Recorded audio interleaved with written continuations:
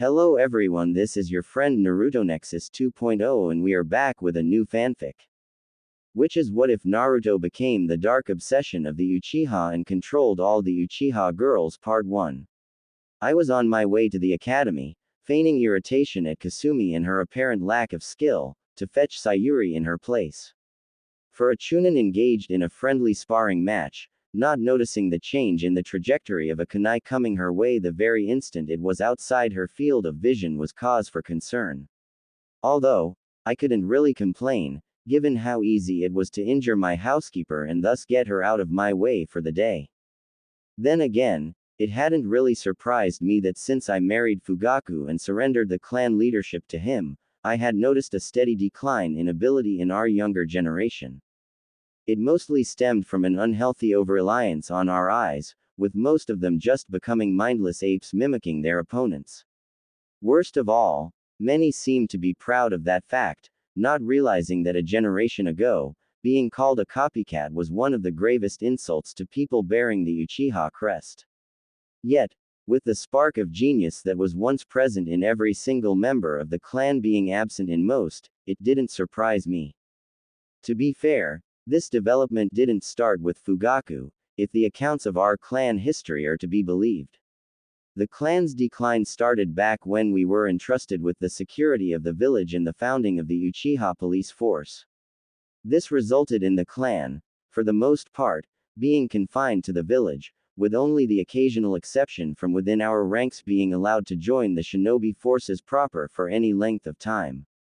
This reduced the number of Uchiha whose mere existence could strike fear into the hearts of our enemies to a scant few, and it got rarer and rarer each year. Our clan, by now, was lazily resting upon the accomplishments of our forefathers.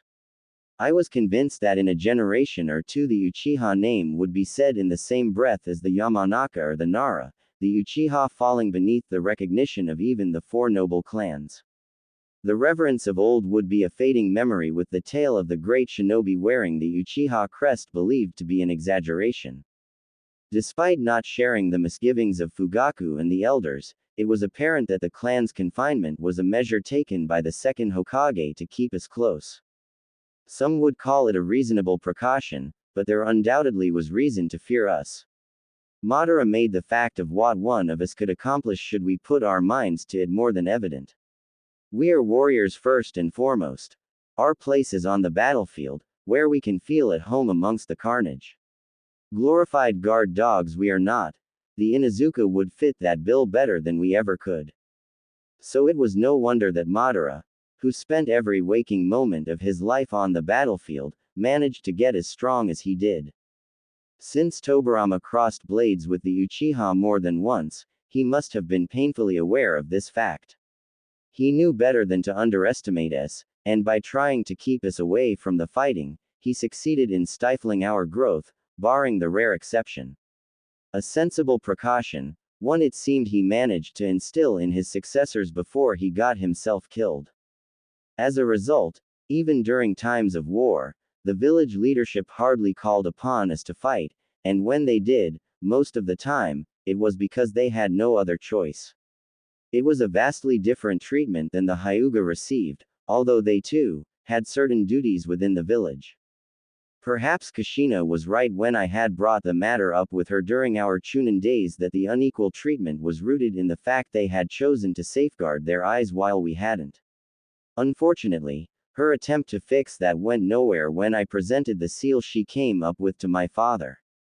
Neither he nor the elders deemed it worth their time to fully hear me out, and they dismissed the whole concept out of hand, calling the Hyuga seal a flimsy excuse to justify slavery. Hypocrisy at its finest. What had made it worse was that by so doing, they had called into question Kushina's trustworthiness that the seal worked as described and had no hidden function. It didn't help that they had considered us the superior dojutsu-wielding clan of Konoha, which would have been enough on its own for them to reject the idea. Obviously, they couldn't have given the Hyuga the opportunity to lord something like copying them over us, ignoring the merits of my proposal entirely, despite our secret history of stealing eyes from one another in the pursuit of lasting power. Then again, the vehemence of their refusal had struck me as odd. A few years later, I had learned the real reason why they had refused. One of the duties of the clan head was harvesting and preserving the eyes of our dead, a secret I had never seen fit to inform Fugaku about, despite officially having handed over leadership of the clan to him. I had believed myself incapable of contending with the elders on a regular basis and had been sure that if they needled me enough, I wouldn't have been able to resist the temptation to rip their tongues out and put their heads on spikes. On second thought, the condescending looks I would have had to endure for being a woman ruling the clan, coupled with their constant offhand remarks wishing for my little brother to succeed me, would have ensured they wouldn't have survived the first month of my reign. Besides that, I could do well without the headache this would have created when their next of kin would have inevitably come complaining. Knowing that, by the time I was done expressing my displeasure, our clan probably wouldn't have counted more than 10 members. I have never been able to tolerate incompetence and stupidity around me for prolonged amounts of time, so not having to suffer through the elders' incessant nagging served me quite well. Although, I occasionally couldn't help wondering if the price I had paid for it had been worth it in the end. Arriving at the academy, I joined a cluster of other parents waiting for their kids to storm out of the gate. With nothing better to do, I allowed my eyes to wander. Besides, some parents or caretakers averted their gaze after seeing me. In some cases, they even went so far as unsubtly steering clear so as not to be seen associating with an Uchiha.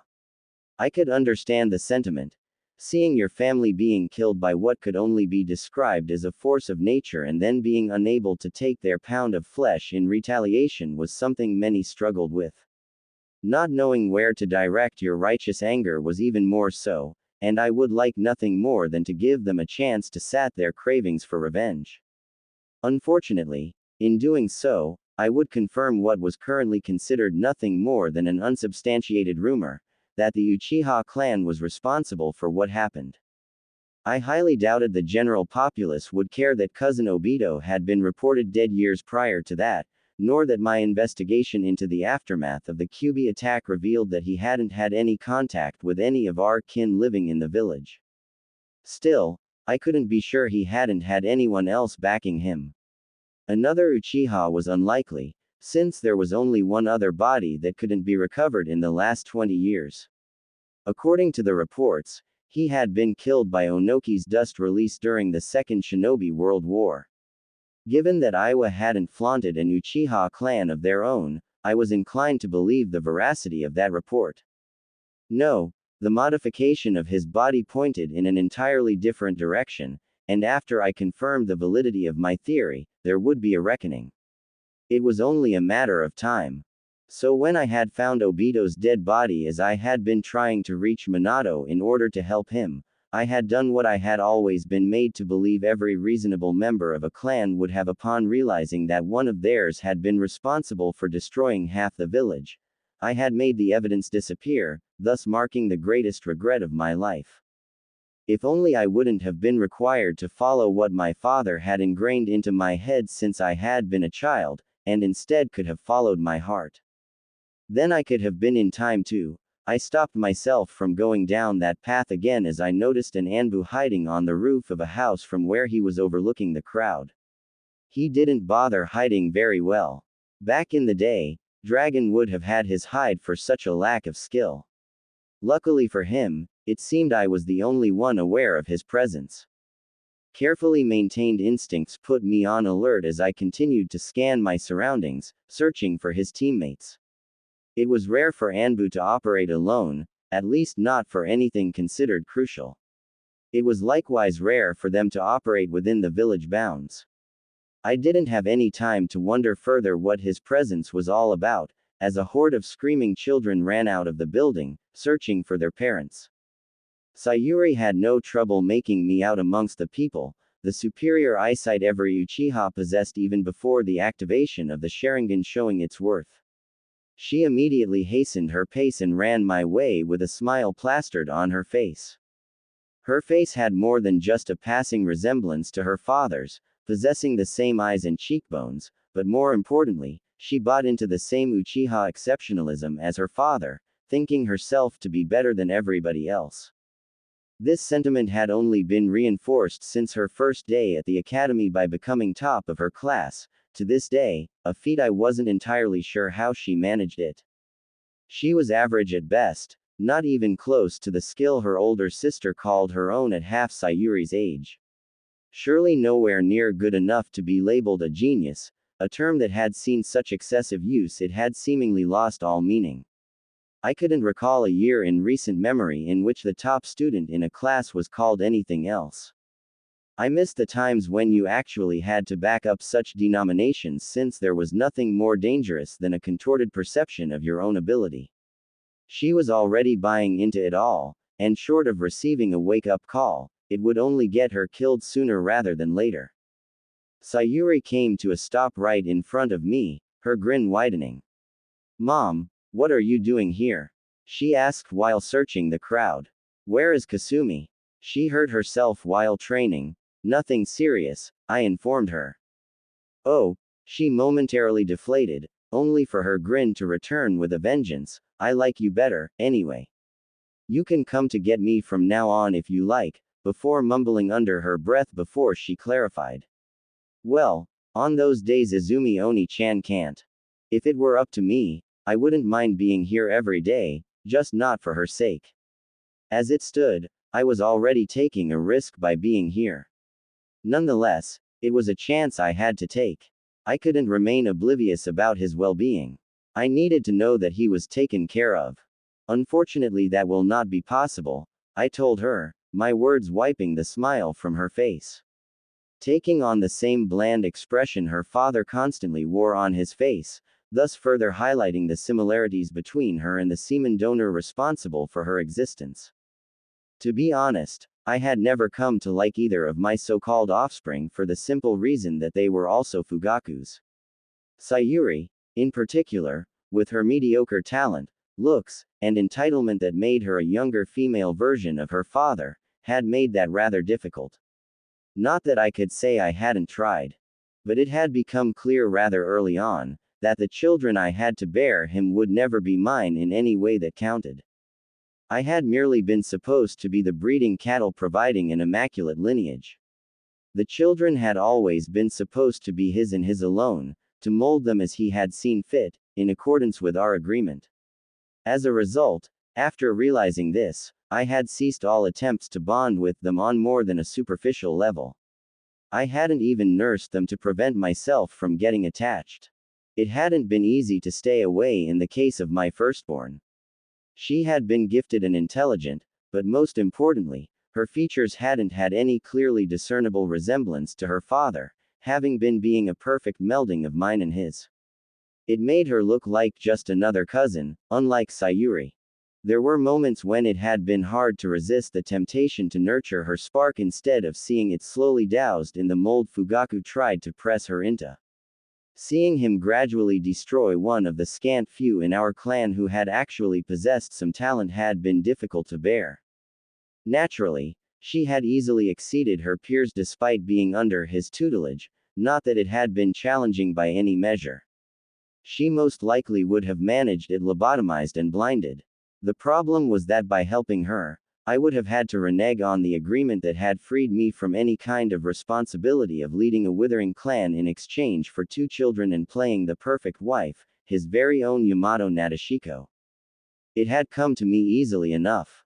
The role had not been very demanding, especially since I hadn't had to suffer his touch, not that I had believed myself to be capable of it. The very thought of it had turned my stomach. His daughters, whom had merely been the product of impregnating myself with the semen he had provided, had been cut from my body by myself 9 months later. After my first meeting with a prospective husband, I had known that none of them could ever hope to come close to anything resembling what I might have had with Kushina and Minato, the only family I ever had. Since then, I hadn't been given a choice other than to follow the suggestion forced upon me. Koto Amatsukami, the sole genjutsu I hadn't been able to overcome. I had chosen the lesser evil in Fugaku. He at least hadn't been twice my age and had been amicable to accept my deal if it brought him the clan leadership. I probably should have considered myself lucky because if not for my progenitors, the word father does carry an implied closeness that hadn't existed between us, lack of skill, and poorly worded instructions, the marriage would have been happily consummated. Any belief I might have held onto that this had been the result of a consideration on his part not to infringe on my mind, at least not any further than he absolutely had to, had been crushed just yesterday. He had overheard a reoccurring argument between me and Fugaku, during which Fugaku had expressed his displeasure about the two agreed upon children, both girls, and had demanded that we renegotiate the terms. My progenitor, realizing the loopholes he had left, had tried to rectify his mistake by attempting to use his eye on me again. I hadn't been able to break the compulsion he had already placed on me, but preventing a repeat had been well within my power. My rather violent objection had made sure of it, as I had taken his life in his eyes for myself. This had been an auspicious occasion since his eternal Mangekyo Sharingan had possessed the power to break any genjutsu, making it possible to remove my conditioning. As it turned out, it hadn't by far been the only instance he had used his eye on me to enforce a specific behavior. It had simply been that in all those other instances, he had thought it prudent to keep me from remembering, something he had decided to forego when he had compelled me to marry, to show me my place. It hadn't been until that moment that I had realized the full scope of how he had violated my mind over the years, how none of the decisions I had made throughout my life had truly been my own. It had also never occurred to me before that the reason I hadn't killed him and made him suffer for his actions could be rooted in another genjutsu placed on me years earlier. What had turned out to be his fatal mistake was not having altered how I perceived and reacted to threats, thus having allowed me to defend myself. Since I hadn't been keen for my mind to be played around with, I had considered him trying an attack upon my very being, as an attack on my life, and had reacted accordingly to it, using deadly force. I had been his puppet all along. An unwilling one for sure, who had fought against being manipulated using every loophole and trick imaginable, but a puppet, nonetheless. Every decision I had ever made had been influenced by his machinations. I had joined Anbu to spy on the village for him. My disinterest in leading the clan had stemmed from his not wanting me to be in charge. By marrying me off to somebody sharing his vision and making me hand over the clan leadership to my husband, he had avoided breaking the succession laws. Because without someone holding my strings, I had been bound to go against his vision of the Uchiha clan, eventually, something my proud entitled progenitor Kagami couldn't have allowed to happen, which was why my rebellious brother had never been deemed a suitable replacement for me either. Compared to what I had lost by being forced to marry Fugaku, the son he always wanted, this hadn't even registered. It had never been my hurt pride at coming in second place at winning Minato's affection, or jealousy, that had prevented me from sharing my life with the only two people I had ever truly loved, but another compulsion. The truly unforgivable act, however, had been forcing me to keep my status as Naruto's godmother a secret, and for allowing the village to take custody of him, the last living piece of Minato and Kushina left in the world. My progenitor had even seen fit, given my proclivity to find ways around his compulsion, to steer me clear of every location I could potentially run into him. He obviously hadn't wanted the village to see an Uchiha associating with the host of the Kyuubi, thus stoking the rumors. Sayuri, no longer disheartened by my words, took my hand in hers and tried to drag me away, a futile attempt. My feet would stay rooted in place until I accomplished what I came here to do as I continued to scan the crowd for a yellow mop of hair. I vividly remembered the single instance I had seen him from afar just moments after his birth and the death of his parents. Watching the third removing the newborn boy from the grasp of his dead parents had been the worst thing I had ever witnessed. The crushing guilt at arriving too late had been the worst feeling I had ever felt, and courtesy of the Sharingan was something I could never forget. The memory had burned itself into my mind to never fade away, and it had haunted my dreams ever since. Just as Sayuri got tired of pulling at my hand and opened her mouth to complain, I found what I was looking for. A patch of yellow blonde hair made its way through the crowd. I trained my eye on him and didn't waste a moment following him. Sayuri's mouth escaped a sudden yelp as I dragged her along. The people surrounding us only allowed me a few fleeting glances at him, for the most part blocking my view. Where are we going, Mom? Our house is that way. Sayuri saw fit to mention. As he reached the edge of the area, the boy's way was obstructed by 3 boys standing in a loose circle next to the academy railings talking to each other. Without hesitating, he pushed through, grazing the shoulder of one of the boys, a mumbled, "Sorry," on his lips. The boys took a moment to look at each other, and the big-boned kid I pegged as an Akamichi asked, "Was that?" Only to receive 2 nods in response. A sadistic grin was the unspoken signal for them to turn around and pursue Naruto running. I increased my pace and directed chakra to my eyes. Immediately my perception sharpened, and the world seemed to move in slow motion. The Sharingan helped me to navigate the maze of people without having to clear the obstacles in my way with force.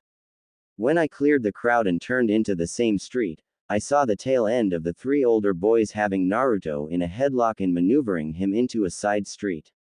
My jog turned into a full sprint as I closed the distance, dragging along a stumbling Sayuri.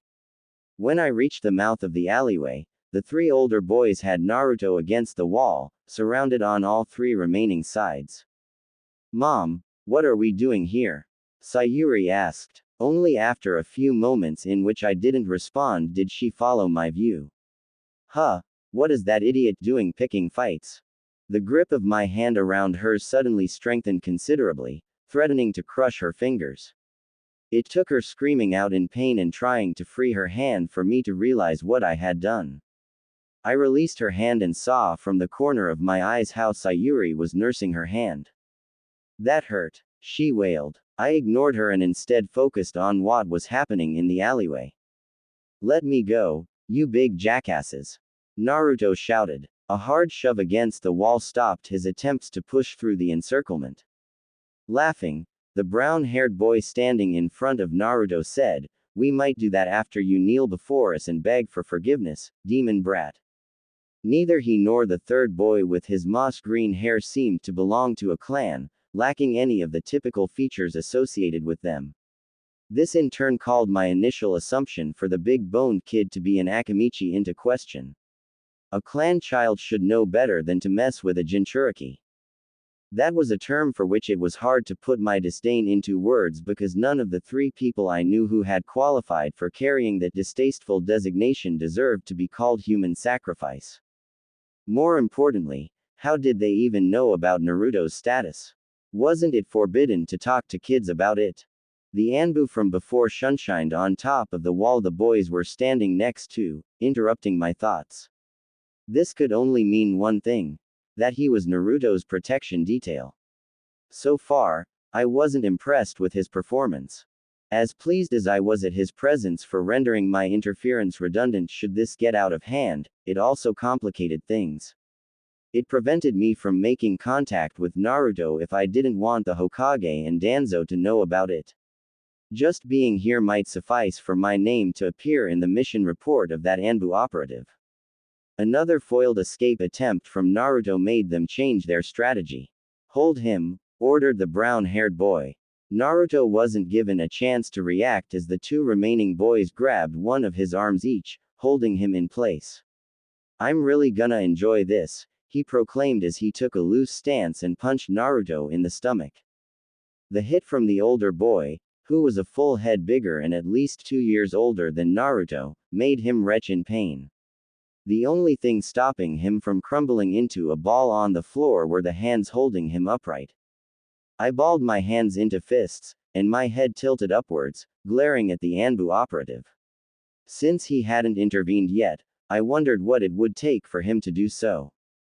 Meanwhile, the brown-haired boy threw his second punch, a well-placed right hook that made Naruto sputter blood on the big-boned kid's shirt. "Hey, careful," he protested at his friend, taking a step to the side. "My bad," the brown-haired kid apologized, scratching the back of his head. "Just make sure it doesn't happen again." It's bad enough I have to touch him. Hearing this, I clenched my fist even harder, my nails painfully digging into the palm of my hands, and one thing became abundantly clear to me: my progenitor's death came far too swiftly and easily. He deserved to suffer for months on end. He should have died begging for his death. Nodding, the brown-haired boy returned to his stance and once more landed a devastating hit on Naruto's stomach that lifted him from the ground. Despite that, the Anbu continued to observe and didn't see fit to act at seeing his charge being pummeled. I, however, had seen more than enough, kicking up a thumbnail-sized stone at my feet straight up into the air.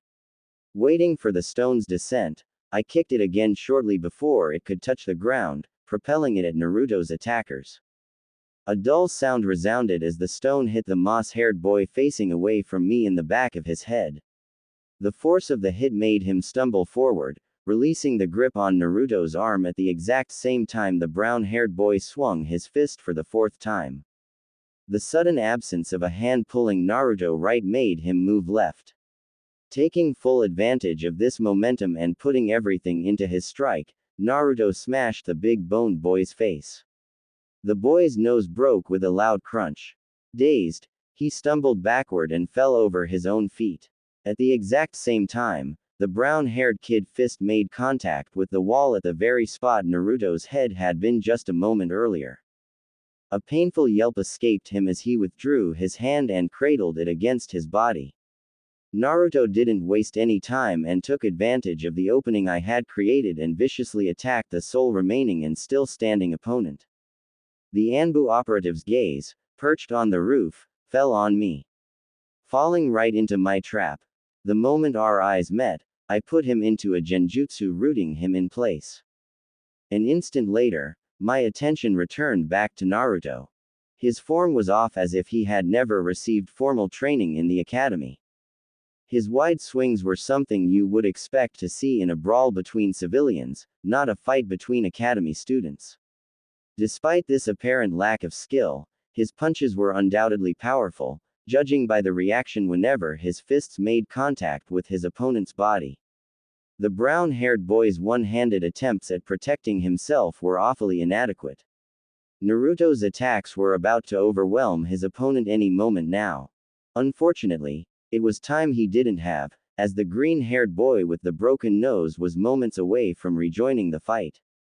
"Sayuri, go help Naruto," I ordered, in an attempt to even the odds. Crossing her arms in front of her chest, she hissed, "Helping that idiot? Definitely not." I couldn't help but notice that this was twice now she had insulted Kushina's son, 2 times too many, and I would make her regret it. Sayuri's refusal wasted precious seconds, seconds that would have allowed her to arrive just in the nick of time to intercept Naruto's second adversary before he could rescue his brown-haired friend from the brink of defeat. A yell was all the warning Naruto got before the green-haired boy rejoined the fight by delivering a kidney shot from the side. The powerful punch made Naruto stumble against the wall, aborting his flurry of attacks. The newly opened up distance created a short lull in the fight that Naruto tried to use to recover, but he wasn't the only one taking a breather. The green-haired boy used the time to wipe the blood from his face that continued to run down his crooked nose. His brown-haired friend, worse for wear, raised himself up from his defensive shell to his full height. Touching his busted lip, he gave Naruto a hateful glare. What I found most curious was the labored breathing the brown-haired kid tried to get back under control, whereas Naruto's breathing was hardly accelerated even though he had exerted himself to a far greater degree. It was a testament to the famed endless Uzumaki stamina. With a nod shared between the two kids, they once more advanced on Naruto, trying to flank him. Naruto, who had leaned against the wall, pushed himself upright and put up his guard for round 2. In the meantime, I was torn between stopping the fight and allowing it to play out a bit further now that Naruto was in a position to defend himself against his attackers. At the end of the day, a fight like this with no rules was a rare chance to get an accurate measure of his character. I needed to see what he was made of before irrevocably tying my fate to his. So far, it seemed he had gotten more from his mother than just his stamina. Minato, by this point, would have made a run for it, either realizing the danger of facing multiple opponents at the same time posed, or getting them to split up and ambush them separately. Kushina, on the other hand, would have been too stubborn to employ such tactics and would have stayed and slugged it out to the last one standing, just like her son. Staying my hand for the moment, I watched the fight proceed. His opponents shuffled closer and closer in an attempt to make use of their greater reach. They tried to keep Naruto at bay while they hammered him from two opposite sides, realizing he could only effectively defend against one of them at a time. Naruto was having none of it. Instead of allowing himself to be cornered, with his back literally against the wall, he went on the offensive. I couldn't tell if he instinctively sought his fortune by attacking, or if analyzing the facts and concluding it was the most promising tactic to apply. Either way, it was the right choice to make. Take out one of your opponents as fast as possible before he can receive help or a breakthrough to end the encirclement, at least momentarily. The problem was both of his opponents had superior range, were bigger and had around 40 pounds more mass than Naruto. Unlike last time, they were alert, no longer underestimating him, and it showed. Naruto made a good attempt when he suddenly struck. Arms raised, shielding his head, he closed the distance to the brown-haired boy, and even though he anticipated a punch coming his way and was fully prepared to block it, he didn't account for the power behind it. The straight aimed at his head, although not penetrating his guard, slowed down his advance, if just barely. This resulted in him ending up a few inches short of where he would have been if not for that hit. A few inches in a fight can make all the difference, as Naruto learned the hard way when his right hook swished past his opponent's chin straight through the hole in the brown-haired boy's guard that opened up when he had thrown the straight. A slight miscalculation of distance, or depending on one's perspective, a miscalculation of timing now that he missed, made the fight far harder. Another straight from his backtracking opponent that ended in Naruto's guard stalled his advance again, long enough for the green-haired kid to move behind him. I wasn't sure what tipped Naruto off, instinct or perhaps the green-haired boy's wheezing, but he managed to evade the punch aimed at the back of his head, beneath it, and nearly ramming his nose into the raised knee of the opponent in front of him. Only his fast reaction, catching the knee with both hands, let him escape the same fate as the green-haired boy and prevented him from getting his nose crushed. Unfortunately, with his hands occupied, the middle kick from the green-haired kid hit home. Naruto was struck an inch above his hip and stumbled backward, in the direction of the big-boned kid my stone throw had taken out. The two standing opponents drew closer from the front, trying to herd him closer to their downed friend. I didn't think he would be in any condition to render them any help for a bit longer, since he was still dazed, lying on the floor and arms raised protectively over his head, nursing his injury. Neither did I think it was what they had planned. It was more likely they hoped to get Naruto to trip over their friend to give them a chance to pin him on the ground, which, if successful, would end the fight decisively in their favor. Naruto, given his far smaller stature, would have no chance to escape their grasp. They relentlessly attacked Naruto, who tried to minimize the damage he suffered by putting up his arms and curling in upon himself, thereby reducing the surface area that could be struck. Meanwhile, he was waiting, looking for the opportunity to launch a counterattack.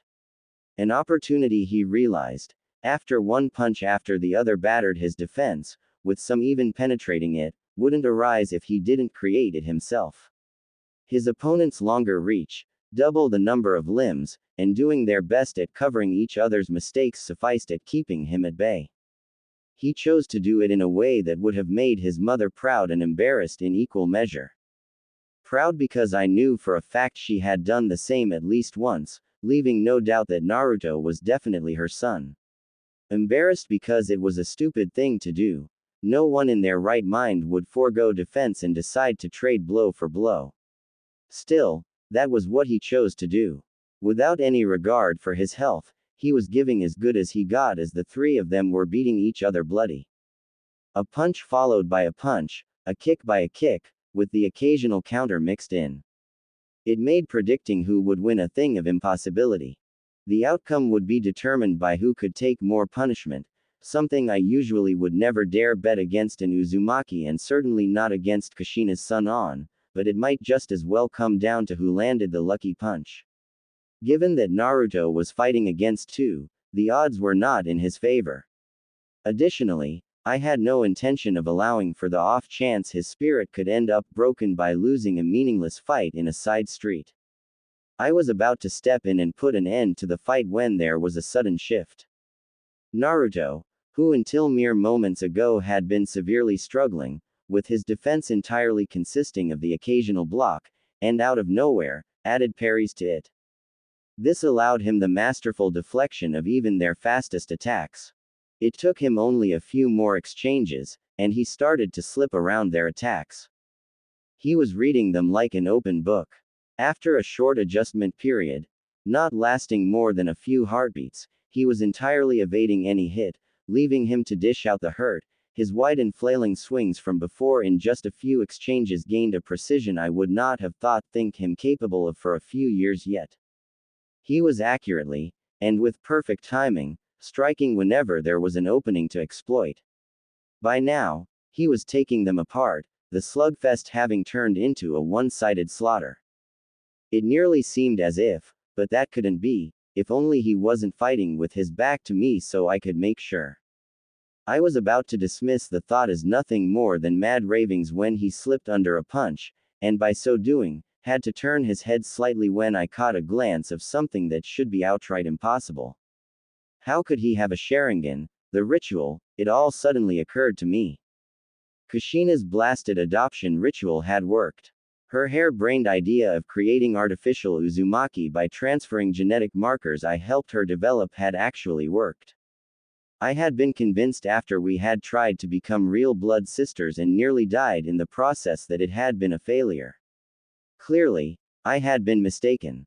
The boost in chakra capacity and the increased density I gained in the aftermath were decidedly not the results of my training efforts as I had initially believed, and Kushina had never mentioned anything because shortly after our folly, she had discovered she was with child.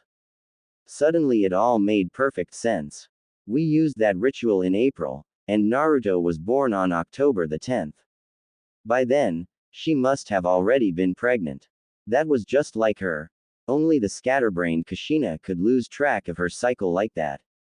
Then the realization hit me. This meant nothing else than that Naruto wasn't just Minato and Kushina's child, he was mine as much as he was theirs. He was mine too, I couldn't help but grin. Convinced of Naruto's impending victory, my focus wavered, and I allowed myself to get distracted by my thoughts. As a result of that momentarily slip, I only registered the steps behind me as they came to a sudden stop. What the was as far as the shrill voice of a rotund woman managed to get when my eyes landed on her. She stilled instantly as I put her in a genjutsu and made her walk into the mouth of the alley to avoid attracting undue attention. When I turned back to the fight, I saw the tail end of how the big-boned kid smashed a brick from behind against the side of Naruto's head. A single moment of inattention threatened to destroy everything I thought I had just found. Despair clenched my heart. My eyes recorded every gruesome detail of how Naruto's eye socket was smashed in, with blood and chunks of his eye getting splattered onto the floor. Another memory, ripe to be added to my collection of the ever-increasing number of my failings, that would undoubtedly haunt me for the rest of my life. A punishment fitting the crime of allowing Naruto to be injured. I pushed myself to go faster, faster than I ever moved, to reach Naruto, fully aware that despite all my powers, it just wasn't enough. I was once again too late to protect what was most dear to me. And the Sharingan, my clan's lauded bloodline, once more proved to be a curse, ensuring I could never forget another one of my failings. Naruto crumbled into a heap on the floor, unconscious. An instant later, I came to a stop beside the boy, catching the wrist of his hand midswing in an iron grip, stopping his motion cold. Looking him up and down, I didn't think I had ever felt so much hatred for a person as I did for him at that very moment, as not even my progenitor registered. It would be so easy to snuff the life out of these insects for having dared to raise their hands to my Naruto. In the last moment, my calculating mind prevailed over my raging feelings, and I only ended up kicking the kid's feet from under him while holding onto his hand. His shoulder dislocated, accompanied by a sickening crunch, and he landed painfully on his side. A glance in my eyes kept him from crying out in pain. I wouldn't want his screams to alert anyone. Naruto had two other adversaries attacking him from the front, which I had put under a paralyzing genjutsu on my approach, keeping them in place. I might have need of them, especially should I decide that further punishment was in order. This time I wouldn't allow my prey to escape me into the clutches of death, not before they made amends. I didn't waste another second on that human trash. Kneeling down next to Naruto, I carefully turned him onto his back and lowered his head to the floor, clinging to the hope that up close, the damage to his eye would be far less severe than it seemed. That hope evaporated into thin air when I finally saw his face. His eye socket was a bloody ruin, his eye destroyed beyond repair. Only a few tiny bits and pieces of it remained after it had popped. Desperate, and unwilling to accept this, I used the mystical palm technique trying to fix it, even though I knew it was futile. Jutsu in hand, in the middle of bringing it closer to his face, I halted mid-motion, unable to believe my eyes as right in front of me, his injuries began to rapidly heal. The chunks of flesh connecting to each other grew in size, and within moments his eye regenerated as if it had never been damaged. Wiping the blood from his face, I couldn't help but notice, seeing him up close for the first time, how much he looked like a perfect blend of Kushina and Minato. He had his father's yellow blonde hair combined with Kushina's round chin and cheekbones, and now it seemed he had my eyes. The raw power they had emitted was unlike anything I had ever felt before. To confirm my suspicion, I used a diagnostic jutsu and found myself surprised at how much even I had underestimated the density and sheer amount of chakra at his disposal. He easily outclassed anyone in the village, and the gulf would only grow wider as he grew older. In addition, I couldn't find a single scar or other lasting damage on his body, even though he was malnourished and seemed to lack some vitamins and minerals. I couldn't even imagine how powerful a shinobi he could become with the right tutelage. He was perfect. Our perfect little boy, Kushina and Minato, I thought to myself, with my lips curled upwards as I caressed his cheek. From now on, I would make it my life's mission to protect and care for him, as it always should have been. The beginnings of a plan formed in my mind.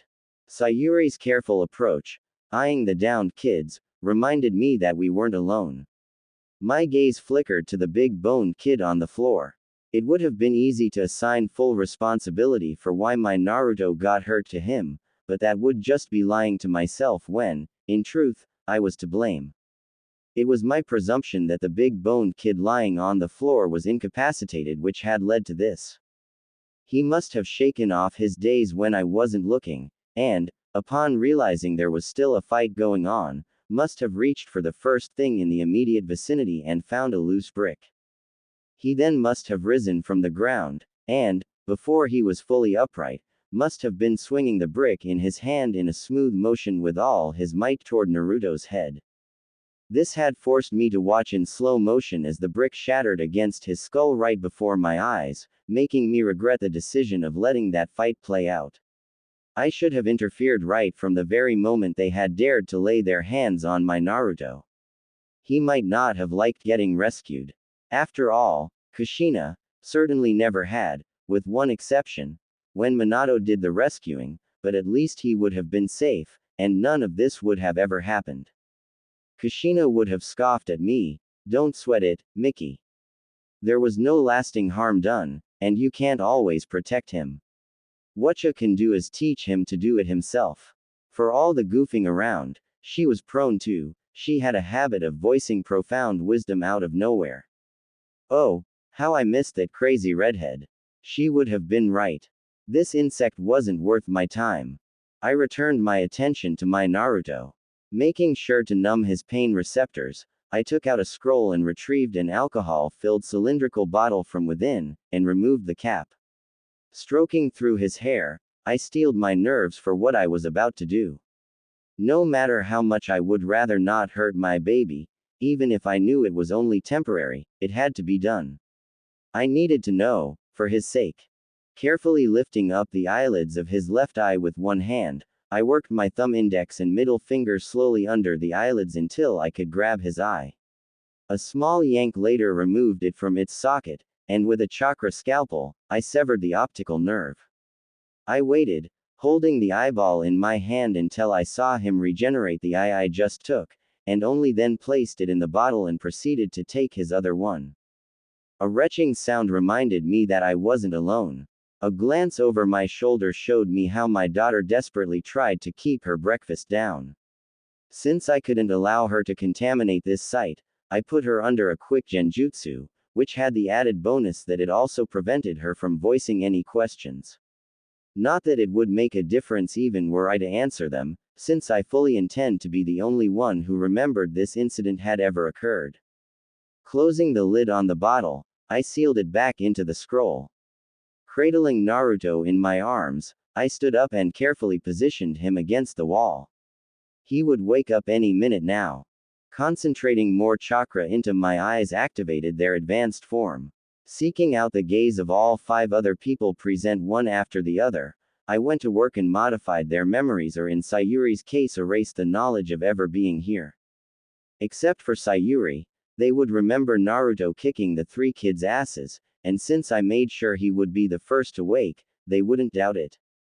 Waking, lying in their own blood with their prey-turned-predator nowhere in sight, I made sure the woman, who turned out to be the big-boned kid's mother, the family relation undeniable, wouldn't take too kindly to her child beating on someone younger, a mild lingering suggestion that the Hokage wouldn't like it if someone hurt the QB brat doing the trick. The Anbu was the only one for which I took my sweet time sifting through his memories. They were a treasure trove of information, although most of it was not really useful to me other than learning that Anbu were used with increasing frequency to watch the Uchiha compound and to shadow its members when outside. The only conclusion to be drawn from this was that we were under surveillance. Since I doubted he would risk alienating a founding clan over rumors, he must have had some credible intel to motivate this course of action. I suspected someone inside the clan was willingly or unwillingly feeding the village information. Pondering that for a moment made my oldest offspring and my little brother the most likely candidates.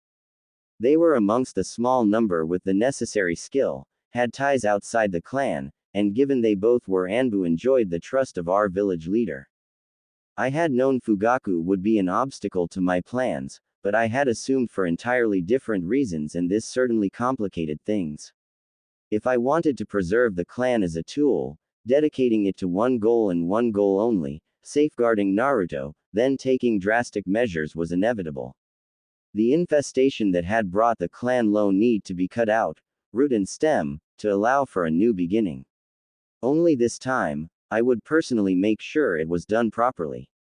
Sayuri, come here. It is time to go home, I informed her, putting out my hand for her to grab it. There are some important errands I have to run. Lying in my bed under my covers feigning sleep, I listened closely to every sound in my surroundings. I could hear Fugaku snoring from his room at the end of the hallway, the friction of Sayuri's blanket brought about by the lifting and lowering of her chest, and absolute silence from Azumi's room.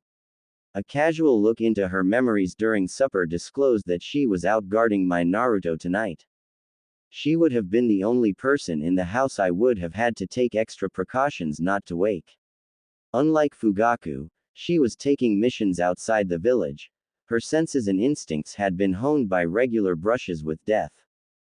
Outside the house was a different matter.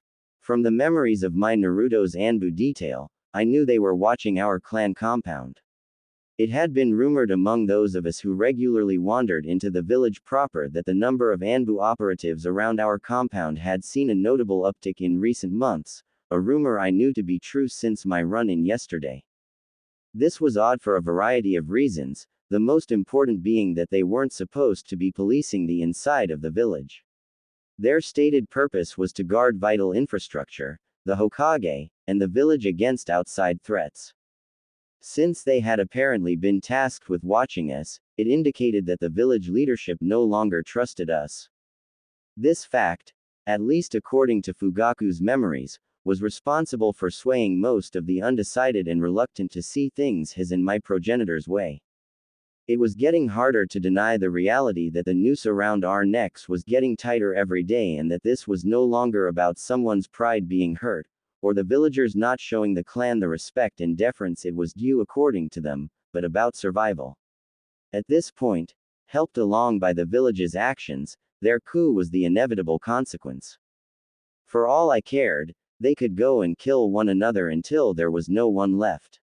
Regrettably, however, the clan still had some uses for my Naruto and me. And in order to submit them to their rightful purpose, I needed a few things from the Uzumaki compound. Since I couldn't afford to be seen going anywhere near it, I had to make certain my absence wouldn't be noticed. To that effect, the ability I had gained from Obito's Mangekyo Sharingan proved to be useful. Unlike Minato's Hiraishin no Jutsu, which connects the ceiling array on his body to one of his markers like a door he can step through, Kamui puts a room between those 2 points. This comes with its own sets of advantages and disadvantages.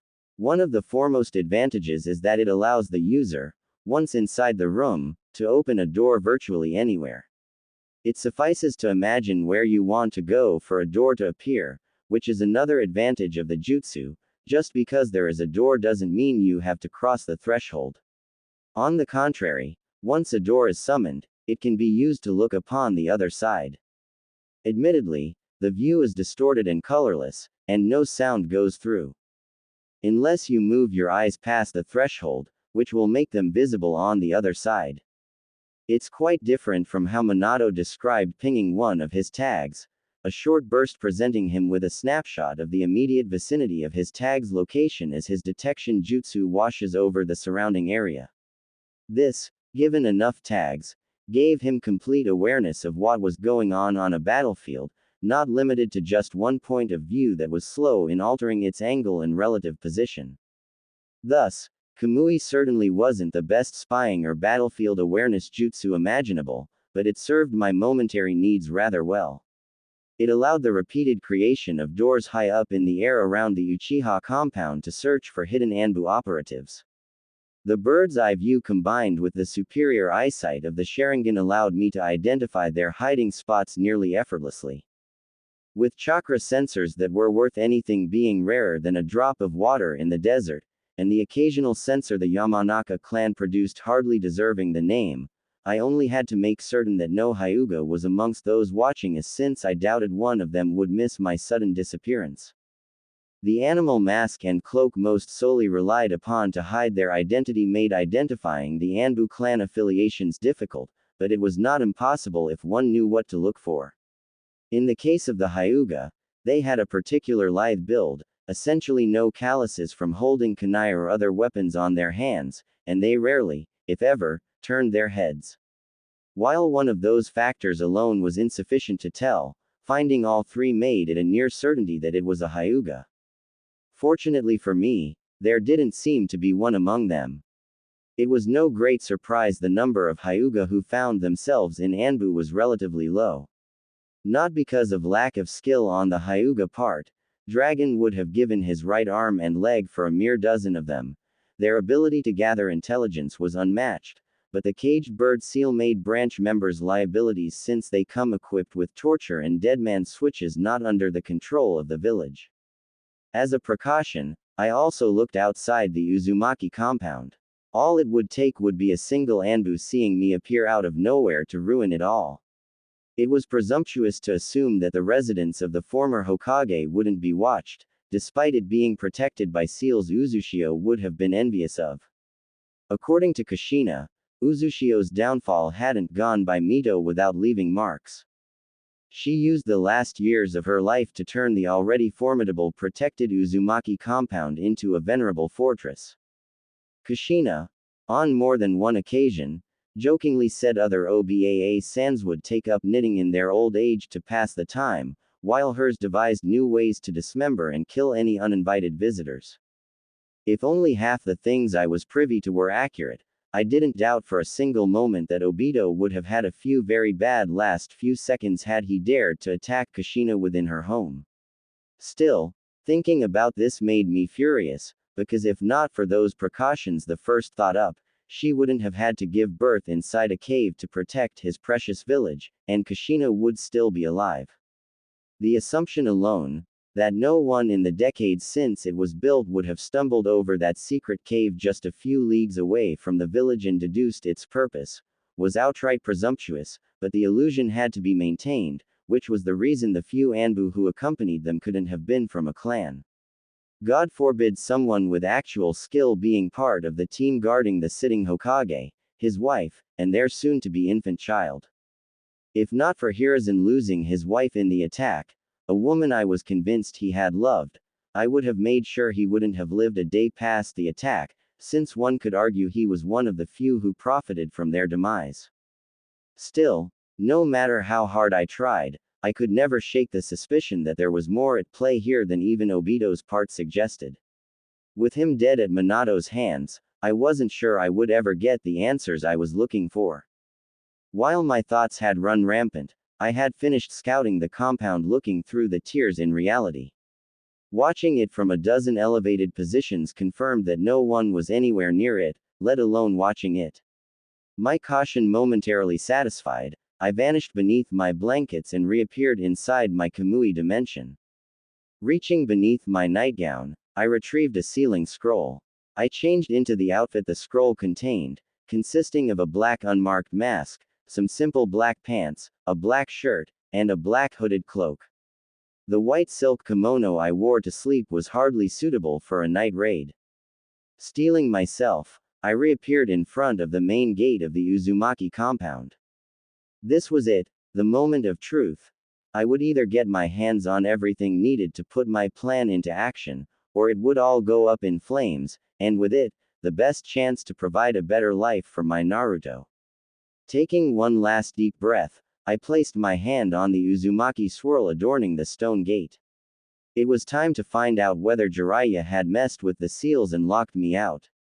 He was the only other living person I knew of with access to the control seal. When the gate wings parted before me, splitting the swirl in half, I released the breath I hadn't known I was holding. My anxiety only fully left me when I made the first step past the gate, and nothing happened. I followed the narrow paved stone path, leading through a small forest encircling the entire compound. It wasn't an easy path to follow, and I don't mean the overgrowth from years without anyone taking care of the plants growing alongside it, nor that I was occasionally forced to cut my way through plant obstructions. The reason it was hard was the memories I was plagued by. Wave after wave rained down on my mind with every step I took. I had walked down this path countless times, whether it was with Kushina, Minato, or both by my side, talking, joking, or just teasing one another, and sometimes, when I was visiting them, I walked it alone.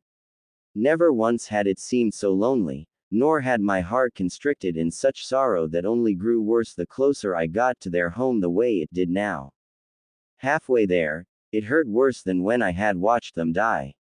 Deep down, a part of me must have been unable to accept the reality and still held on to the hope they were alive and well, living happily with Naruto right behind the next hill. Somehow we had just drifted apart, and one day in the future, we would just run into one another, and everything would go back to how it was.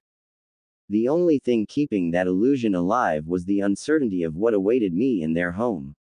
My body was fighting me every step of the way, not allowing my conscious mind to shatter what my unconscious mind desperately clung onto. I stopped, hand placed on the trunk of a tree for support as I was warring with myself. My breathing was fast and shallow, and my emotional pain suddenly turned physical. Clenching my breath, desperately trying to get my accelerated heart rate under control, I slumped against the tree. Looking up at the star-spangled night sky, I finally realized that something wasn't right. It was as if a powerful compulsion prevented me from taking another step in the direction of their home. My eyes advanced to their eternal Mangekyo state and shattered the last vestiges of my progenitor's genjutsu using his eye ability. My heart rate began to normalize immediately, and the world felt as if a haze I hadn't noticed was even there had been cast aside. Koto Amatsukami, it had to be. My progenitor must have planted another suggestion deep within me, not connected to all the other commands he had given me. That's why it hadn't already broken and only weakened when I had gotten rid of the others. This one forced me to stay away from the Uzumaki compound, the only place he wouldn't have been able to reach me. It became clear, even though I hadn't been allowed near Naruto, why, in all those years, I had never sought solace in their home, why I had never visited to wallow in reminiscences, and why I had never bothered to come here to take a keepsake to remember them by. Insidious is the only term fitting to describe Koto Amatsukami. Allowing the mind of the affected to justify their actions deserves nothing less. However, now I knew what I was looking for. Sifting through own memories, I began to question every decision I had ever made, looking for anything I had done that seemed out of place. It was only when I was completely convinced that this time it really had been the last genjutsu compelling me and that I had fully regained my free will did I stand up and resumed my travel. Emerging from the forest, I came to a stop on the small hill overlooking the enormous building complex in the middle of the clearing. It was a sobering sight to see the once beautiful and well cared for garden from my memories covered in weeds. Their growth had gotten rampant with no one here to rein it in, choking the life out of crops, herbs, and flowers. It wouldn't stay that way for long if I had anything to say about it. At a measured step, I cleared a path through the greenery right up to the front porch of the main building. Placing my hand on the handle was all it took for the door to swing open. Compared to the garden, the inside of the house was the complete opposite, spotless and clean. My first stop was the master seal in the basement. I had been in this remote part of the house only once before. During Kushina's pregnancy, shortly after she asked me to become Naruto's godmother, she had led me through this part of the house until we ended up in front of a heavily reinforced door. She, with a sheepish smile, had reached above the doorframe, and her hand had come back with a key. She had then proceeded to use the key to open the door. Standing before the very same door, I, too, reached above the doorframe and swept for the key I hoped was still there, since getting access to what was behind that door was instrumental to my plans. When my fingers curled around what I was looking for, it took a load off my mind. The key was warm to my touch, a step below being unpleasant, and vibrated in my hand, making its displeasure at being wielded by a non-Uzumaki known. It felt like only yesterday that Kushina had had a stern talk with it, explaining in great detail the concept of a godmother before the key allowed me to so much as touch it. It helped to put into perspective why the whole world considered all Uzumaki to be nuts. Talking to a key, you couldn't make that up. As I placed my hand on the wall, the lights adorning it flared to life, illuminating the spiraling staircase leading deeper into the basement, leading into a small antechamber containing only a single monstrous door on the opposite side of the stairs. Time had done nothing to lessen the impression I got from the door since the first and only time I had visited. The intricate seal carvings adorning it still gave me that ominous feeling that a single wrong step could be my last. Looking down at the key in my hands, I couldn't help myself and addressed it. I'm aware you don't like me, but I need to get into the vault.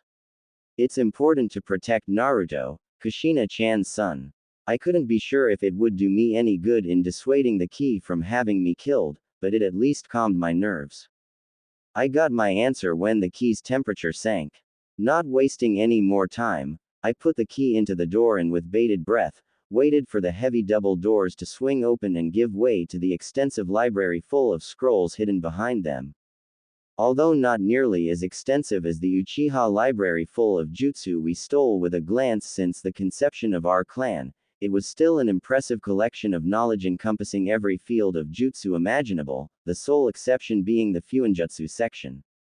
I doubted there existed a more comprehensive collection in all of the elemental nations short of the lost Uzumaki library on Uzushio.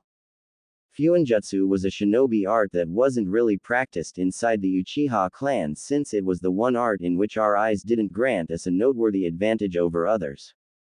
While it was helpful to be able to commit a once-seen unencrypted seal memory with perfect clarity, it did little to help one's understanding of it. It only allowed us to recreate an assortment of specific tools, akin to a blacksmith who could only make standard kunai unable to do anything else, even just changing the blade length or the handle being far outside our capabilities unless we put in the same hard work to study and practice any non-Uchiha would have to. That was what distinguished a true master of this art from the rest, the ability to create seals tailor-made to any given situation, an arduous and long path, most haven't had the patience to follow. This was especially true for members of my clan since there were numerous far easier paths, helped by their eyes, open to them. A path I, regretfully, had barely set foot on, despite both Kushina and Minato having walked it. Nevertheless, it was still a treasure trove of knowledge, albeit not the reason for today's visit. I would have to spend more time here in the near future than I would prefer when it came time for me to enter and catalog the Uchiha library I intended to take with me into it. Without pausing, I removed the key and attached it to the delicate metal necklace around my neck as I stepped through the door leading to the master seal. It was one of 4 doors, the other 3 leading to an armory, a forge, and a training room, respectively. It was a bland room beside some carvings on the walls, ceiling, and floor, all leading into a hip-high pedestal in the middle of the room. Hovering a few inches above the pedestal was a whitish-blue glowing orb roughly 1 foot in diameter. I placed my hands on the orb, just as Kushina had shown me. Immediately, the glow of the orb intensified, and the inside began to change. The chaotic milky swirling pattern slowed down, and the white hue separated into an assortment of different colors. At first, they took the shape of letters, then words that combined into whole sentences. With a mere thought, I selected the guest book and had a look at the last visitors and the dates of their visit. To my great relief, no one had seen fit to enter the compound after the QB attack, so I didn't have to fear any surprises, nor having to track down something that had been stolen. After another thought, I found myself staring at the compound's access list. My name was listed under Administrator, which I had assumed would be the case. The death of Kushina and Minato had promoted my prior status, and just as I suspected, I wasn't the only one whose status had been bumped. Jiraiya's name was right next to mine. With what I had planned, the last thing I wanted to deal with was him having access to this house. Nothing good would come of his meddling, not that he had any right to, after abandoning my Naruto. Without hesitating for a second, I stripped him, the only living person beside me who was allowed to enter the premises without prior permission, of all rights. I was about to remove my hands, having achieved what I came here for when I noticed that the sealing array was months away from failing because it was running low on chakra. It had never crossed my mind that this could happen. I had never used any seals with an effect that had to be constantly maintained, like barriers. Since there was a chance that someone attempting to breach the compound could deplete the remaining chakra even faster, I had no other choice. I needed to replenish them as far as possible. Relying on them while they might be compromised would be a grave mistake. Taking a deep breath, I reluctantly started the process. Instantly, there was a heavy drain as my chakra was siphoned away in large gulps. It took the globe a few scant seconds to nearly empty my reserves and leave me panting on my knees. Despite being aware that the device was created with Uzumaki in mind and prepared for the drain, the speed with which it robbed me of my, for anybody not named Uzumaki, large reserves took me completely by surprise. Not being a censor, getting such a reminder of how vastly more chakra they had on average truly drove the point of why the Uzumaki were this highly regarded more than Kushina just shrugging off our training sessions ever could have. Thinking on it, the only times I had seen her show signs of exhaustion were when she had spammed high-level ninjutsu like a woman possessed during our spars. This only hardened my resolve. I took a few moments to recuperate before I tried to get back up. After a few unsure steps, I left the basement the same way I had entered it. I returned to the lobby of the main house, and, for a moment, just stood there staring up the stairs. It was one of the two large elaborate staircases hugging the right and left corners of the room, each spiraling upwards around a potted bonsai standing 10 feet tall in the center of each. It was the right side my eyes were focused on. I dreaded what I would find up there, the confirmation they were truly gone. Unfortunately, there was no escaping it. I needed to do this for my Naruto's sake. With a deep sigh, I began to move once more. As I was ascending the stairs, my fingers were caressing the wide railing Kushina and I had misused countless times as a slide when we were children. I couldn't recall a single instance of us walking down the stairs as normal human beings, not as apes, the words Mito Obasan used to chastise us with a grin plastered on her face whenever she caught us doing it. This was it, the final step, one more, and I would be on the second floor proper. From there, it was 20 more steps to Kushina's room, the first door to the right. I shook off the trepidation threatening to draw me into its grasp once more and at a hastened pace, closed the distance. I allowed myself one last deep breath with my hands around the handle before I pushed it down. The door opened seamlessly, and I couldn't stop a smile from forming on my lips, as I saw the metaphorical battlefield before me. Scrolls in various stages of being opened were not only strewn around on the large table and took up most of the right wall, but also littered the floor.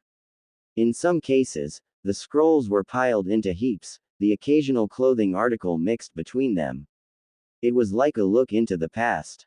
The seals placed throughout the house that prevented dust from settling made the room look like she was still living here and had just stepped out for a minute. Taking a few steps into the room, careful not to step on anything, I could only shake my head. It was a wonder Kushina could work at all in this chaos, let alone find anything. She was the exact opposite of Minato, being chaos personified while he possessed a near-compulsive need to create order. Sorting and labeling things was seemingly one of his hobbies. It was no wonder they had separate studies, they wouldn't have lasted a week without killing each other. Apparently, opposites do seem to attract, as they say. Now it was only a matter of finding what I was looking for. I had originally assumed a few hours would provide me with plenty of time to achieve all my goals in coming here. As my eyes roamed the room, I began to doubt that assessment. Well, there was no helping it, and with that thought in mind, I went to work. I started in the corner. I remembered Kushina hurling things at me whenever her frustration got the better of her. The scroll containing the seal intended to safeguard the Sharingan was no exception when I had told her about my progenitor's decision to refuse to use the seal, rendering all her hard work in coming up with it in the first place for naught as a result. Offering to pay her out of my own pocket for the time she had invested had done nothing to improve her mood. On the contrary, it had caused the opposite effect, and instead of placating her as intended, I had drawn her ire. It was one of the few truly heated arguments we'd had with each other. As Kushina had been affronted, I would think she would take money in exchange for a favor rendered to a friend. That was by that point one of the increasingly rarer instances in which she had proven her nickname had been a well-deserved one. Age, or the relationship with Minato, had surely been responsible for mellowing her out. Then again, when it came to Kushina, no matter how hard I tried, I couldn't picture age slowing her down. With what we had nearly ended up doing while in the middle of the argument, she had suddenly decided to turn the battle of words into a battle of strength and had tackled me onto her bed. It definitely had to be the with Minato. Nothing else made any sense when it came to her.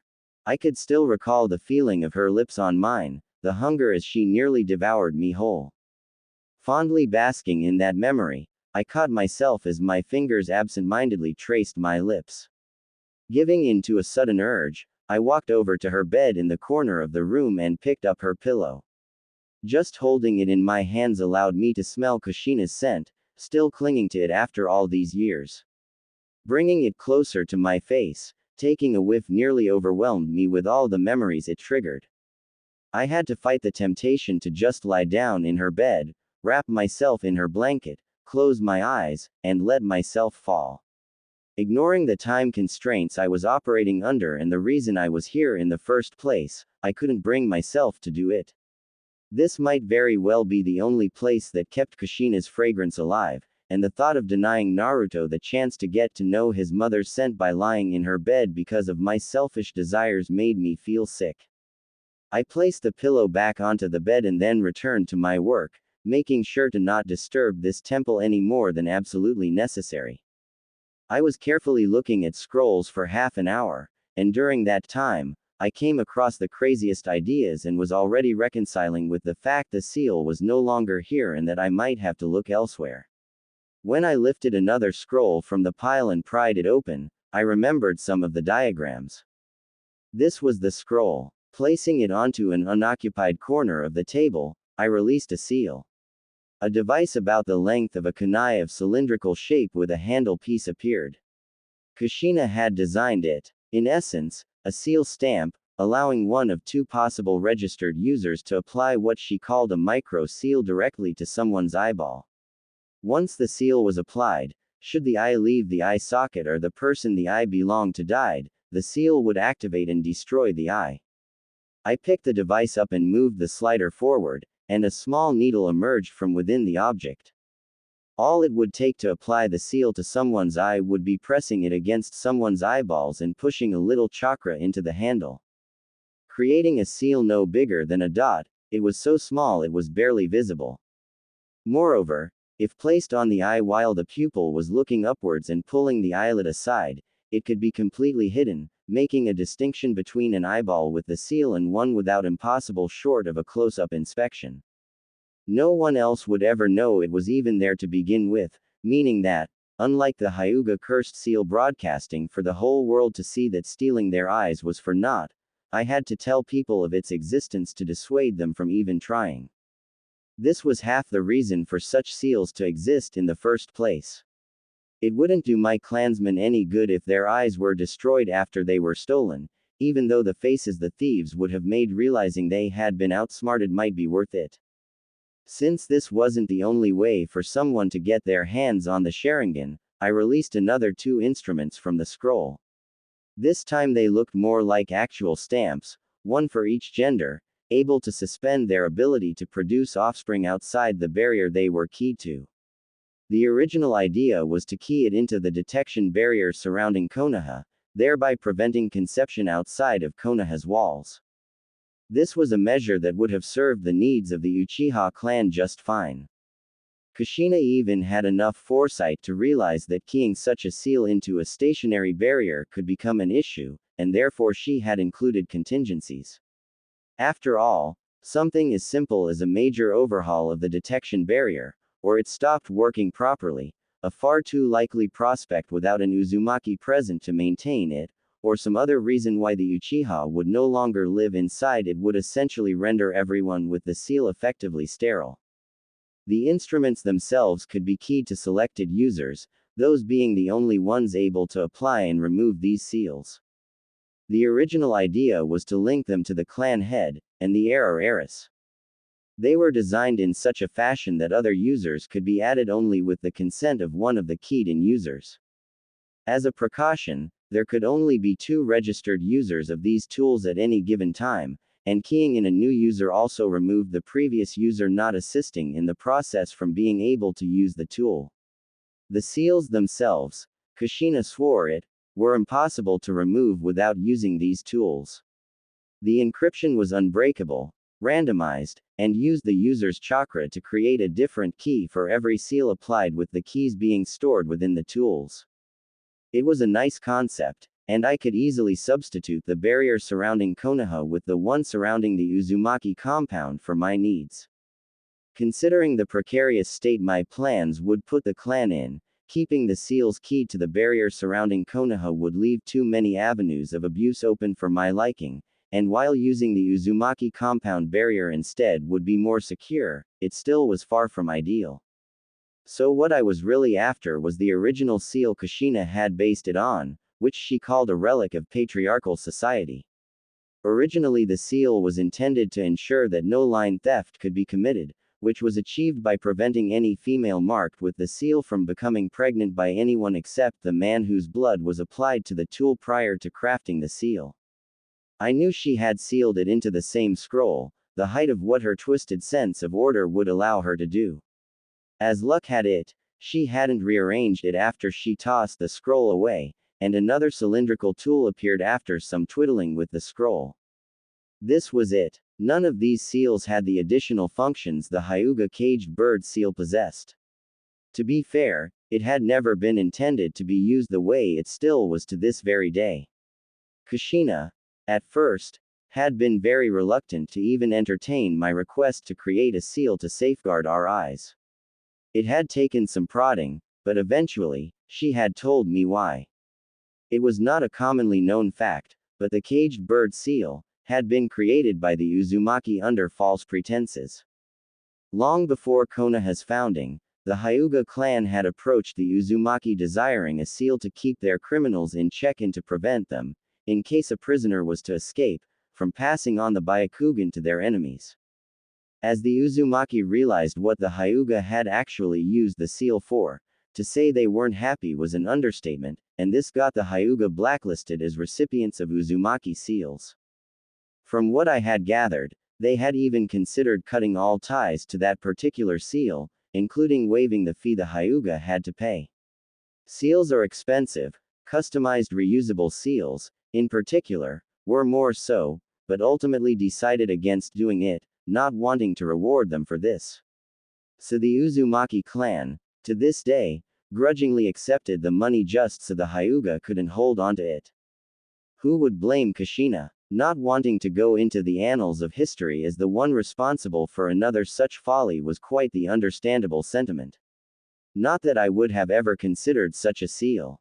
To inflict pain as a means of control was such a crude and barbaric method and completely unnecessary. All it did was foster resentment in the recipients, and considering that the caged bird seal wasn't foolproof, it was a spectacularly idiotic idea. No, I would have to rely on different tools to ensure the fealty of my clan.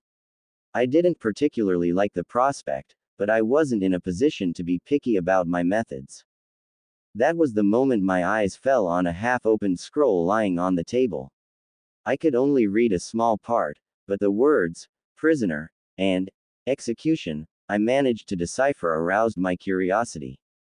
Giving the contents a once-over, I had a hard time believing my luck, and the urge to kiss Kushina came over me.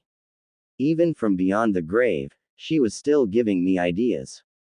Admittedly, this time it might actually not be such a bad one.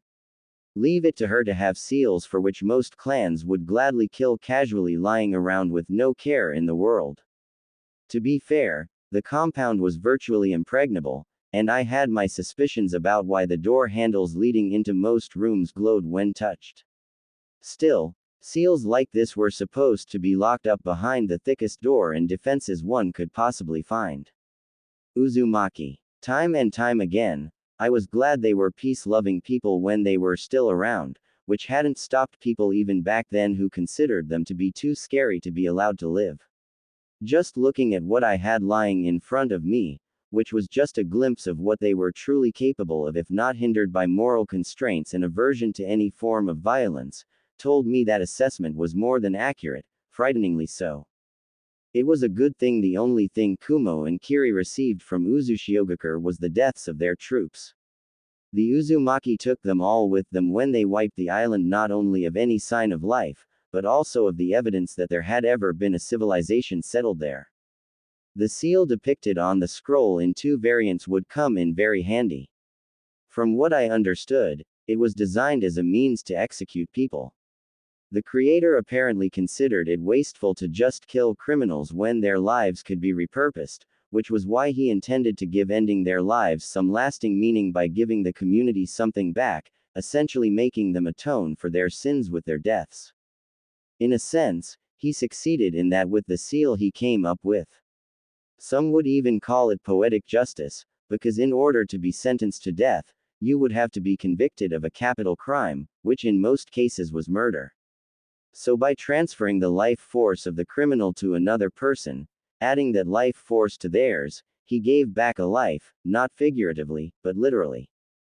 According to the description, this meant, among other things, that the remaining lifetime of the donor was transferred to the recipients, thus prolonging their lives. Additionally, the life force could be used to heal terminal conditions, even going so far as being able to regenerate lost limbs. The first variant in the scroll was a sacrificial altar array intended to be used for executions. The second, more interesting, variant explained how that seal could be used to link two or more people together. In this form, its intended purpose was for it to be used as a death switch on criminals if, for some reason, they needed to be kept alive while still maintaining the means to kill them should they try to escape. It was noteworthy the sealing matrix was flexible enough that with a few additions, it would allow people connected by it to share a life force with one another, but what I considered more interesting was that the activation of the seal could be tied to preconditions that would trigger the activation of the seal. I already was getting ideas on how to repurpose that seal to fit my needs. With the detailed instructions of the seal, I might just barely be able to craft what I had in mind following the instructions to the letter even though the particulars went way over my head. This admittedly wasn't exactly a good idea. Messing with seals without understanding every aspect of them never was, but the opportunity they presented me with was just too good to pass up, since it was more than just unlikely I would get such a golden opportunity again. Combined with the detection seal I had found earlier, and the scroll full of paralyzing seals Kushina had crafted to sell, I had everything I came here for and more. Although it took some effort not to think overly much about why a seal originally intended for parents who grew tired of searching for their wayward children was among one of Kushina's pile of open scrolls. It allowed people marked with it to sense the general direction of one another by tugging at a metaphorical string connecting them so long as they were alive. Gathering my chakra, I created a single cage bunchen, the extent of what I dared to do after I was drained by the orb, and handed the scrolls over to her. Tasked with preparing for what was about to come, she would remain behind. I reached for the warm key hidden beneath my shirt and activated Kamui. A second later, I emerged unharmed and without incident in the Kamui dimension. I released the breath I hadn't been aware I had been holding, and changed back into my sleep attire before teleporting into my bedroom and slipping beneath my covers. With a smile on my face anticipating what tomorrow held in store, I drifted off to sleep. Hey, there sis, Shisui greeted me. So what's this all about? He asked as he plopped down across from me at the Chibudai. In response to the stern look I threw his way, he didn't hesitate to raise his hands in surrender and allayed, not that I'm complaining. But you have to agree it's not every day that you break into my house to leave a note saying to come over for some tea. Raising my eyebrows at his cavalier attitude, which even for him seemed out of place considering recent events, I wondered aloud, you haven't heard. Then again, neither one of us could say we were close to our father. Heard what? Father died yesterday. What? How? He exclaimed, shocked. They say his heart gave out. At least, that was what Fugaku believed the coroner told him, since I burned his body to ashes as the tradition within our clan, after I removed his eyes. Nobody would ever learn the truth of the matter. His heart, he repeated, only to add, mumbling under his breath, I didn't know he had one. Playing my role of the prim and proper wife of the clan leader and loving daughter, I chided my little brother, you should not speak ill of the dead, it is unbecoming. Sorry, he said, cowed as silence settled over us. It took him more than a minute to regain his voice. I hummed my agreement as I filled the cup in front of him with hot tea. I know father and I didn't have a good relationship and that we weren't close. Hell, I'd say we weren't even family. A sentiment we apparently had in common, little brother, I thought. After all, I was just the spare, the second born, who couldn't hope to live up to his expectations. Everything about me, according to him, was just wrong. My personality, the way I walk, the way I talk, you name it. I'm sure father could have found a flaw in it when it pertained to me, he said with a hint of regret in his voice I couldn't empathize with. I never understood how you could get along with him. I'm actually curious. How did you manage him not constantly looking at you as if your mere existence was an insult to him? Years and years of having him adjust and mess with my personality and mind until I became what he envisioned his perfect daughter should be like, I thought as I balled my hand under the table into a fist. Calmly and with a pleasant smile on my lips, I told him, it certainly did not help your case that you made a sport out of trying to get a rise out of father.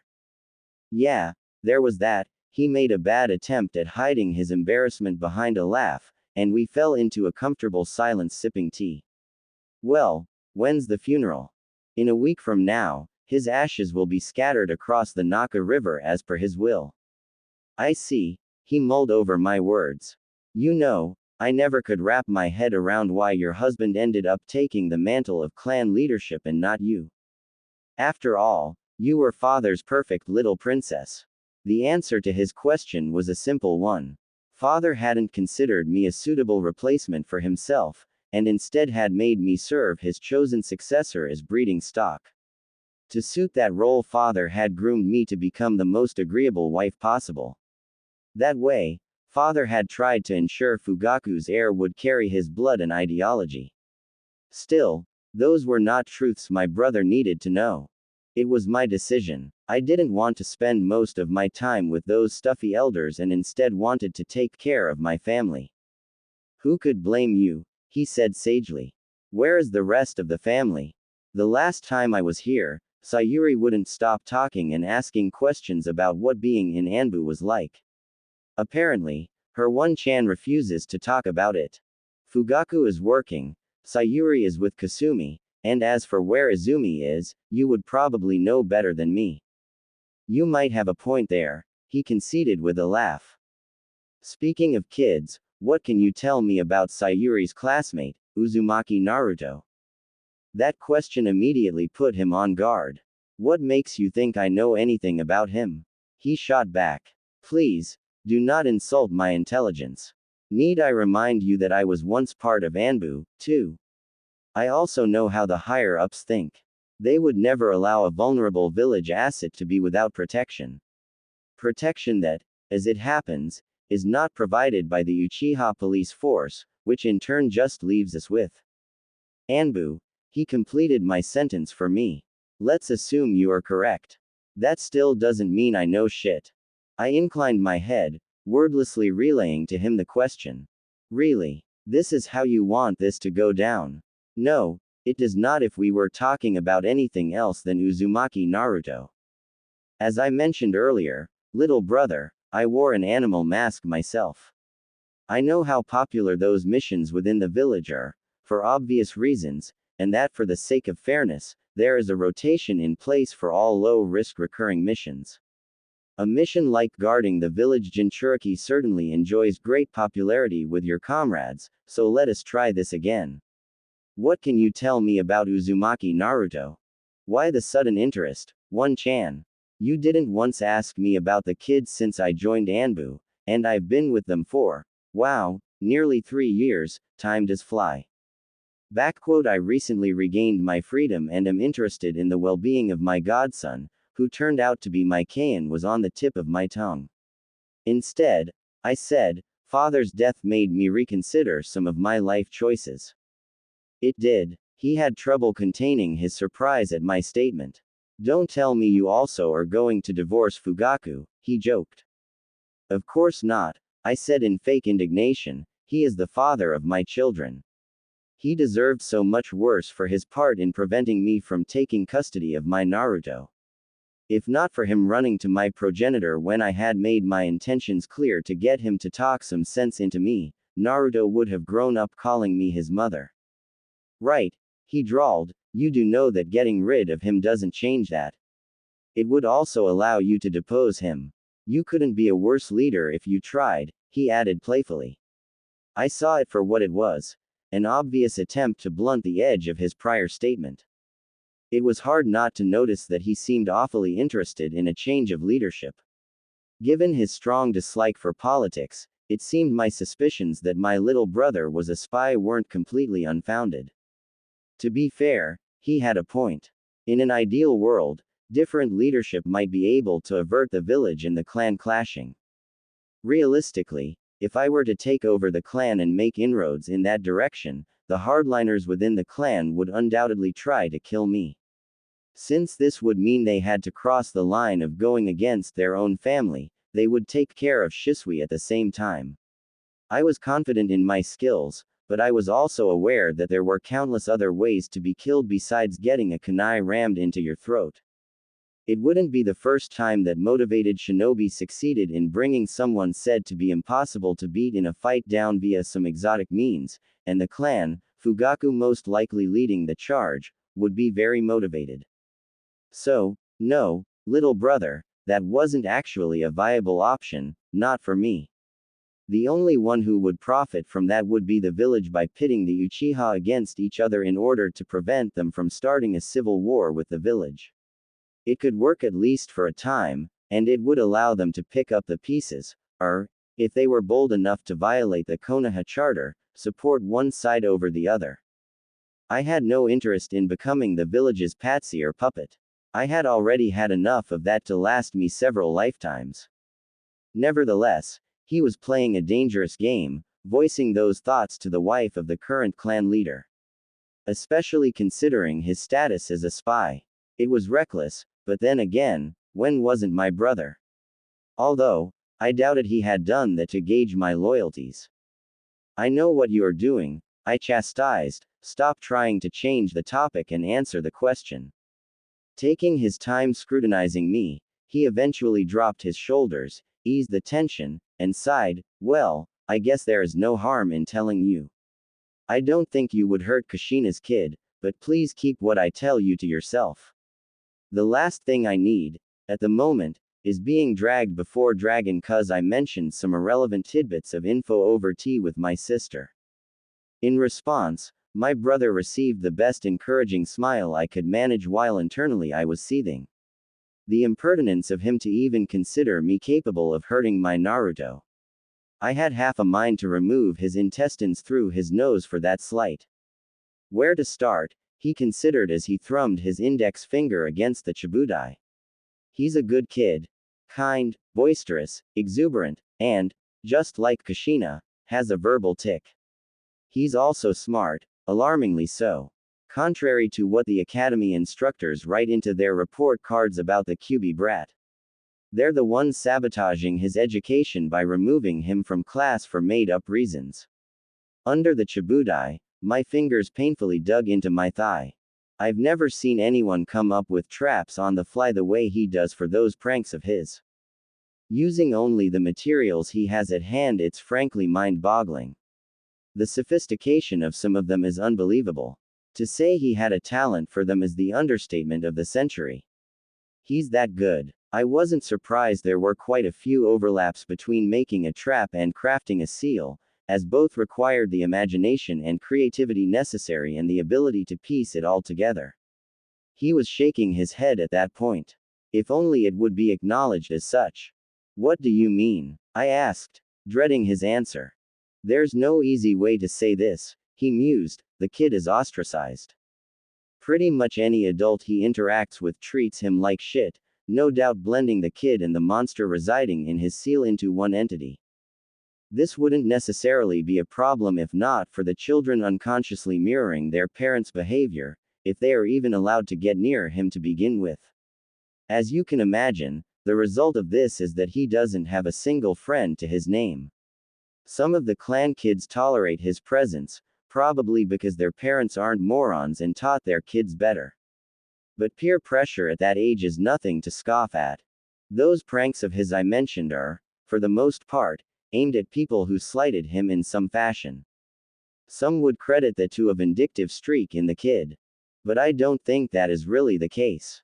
I think it's just a means for him to cope, to turn a sad experience he suffered at the hands of someone into a happy one, with the probably intended side effect of excluding the people who wronged him in a similar fashion. Also, it attracts attention towards him, which he's starved of, so he might already be at a point where he's willing to draw the bad kind of attention rather than getting none at all, he surmised, and I couldn't argue with that. It made too much sense for it not to be true.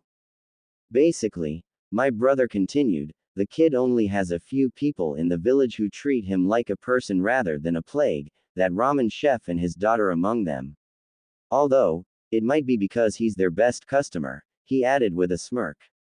Sometimes I wonder if the kid eats anything besides ramen. Tuki, I spurted out, realizing that I hadn't been there for a bowl or ramen since Kushina's death.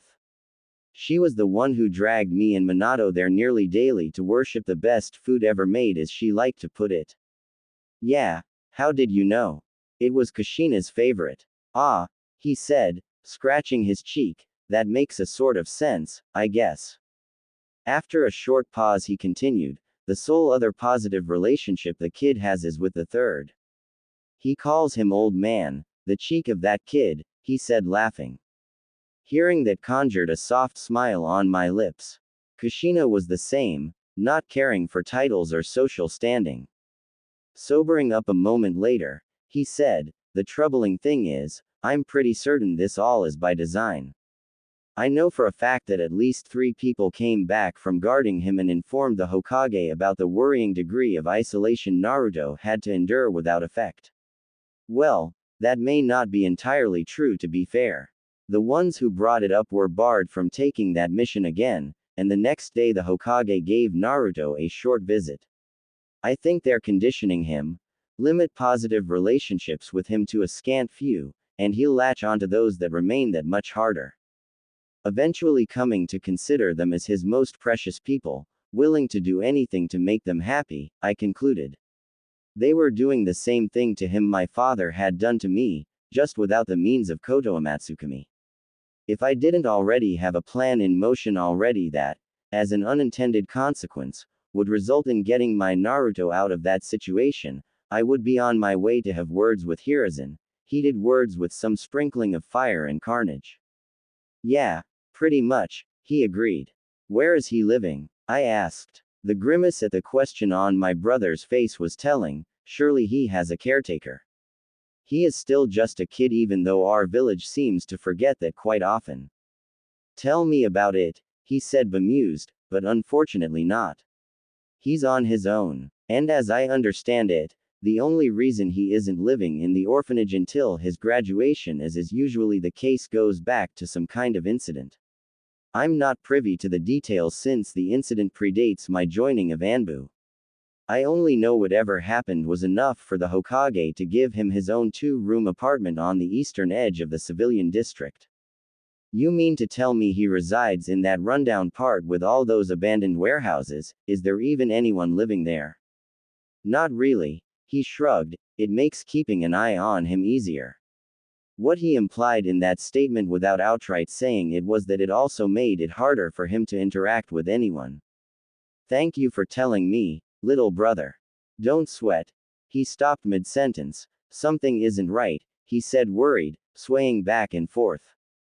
It took him glancing at the half-full teacup in front of him before glancing up at me to press out, what have you done?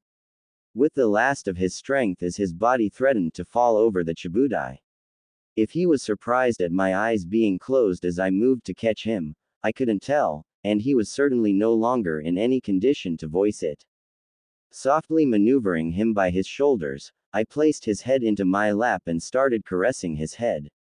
A croak escaped his throat. If you are wondering why I have killed you, then the answer is that you are a traitor putting the village above the welfare of the clan. You are also too dangerous to allow to live. Your eyes in particular have proven too dangerous to be left in the wrong hands.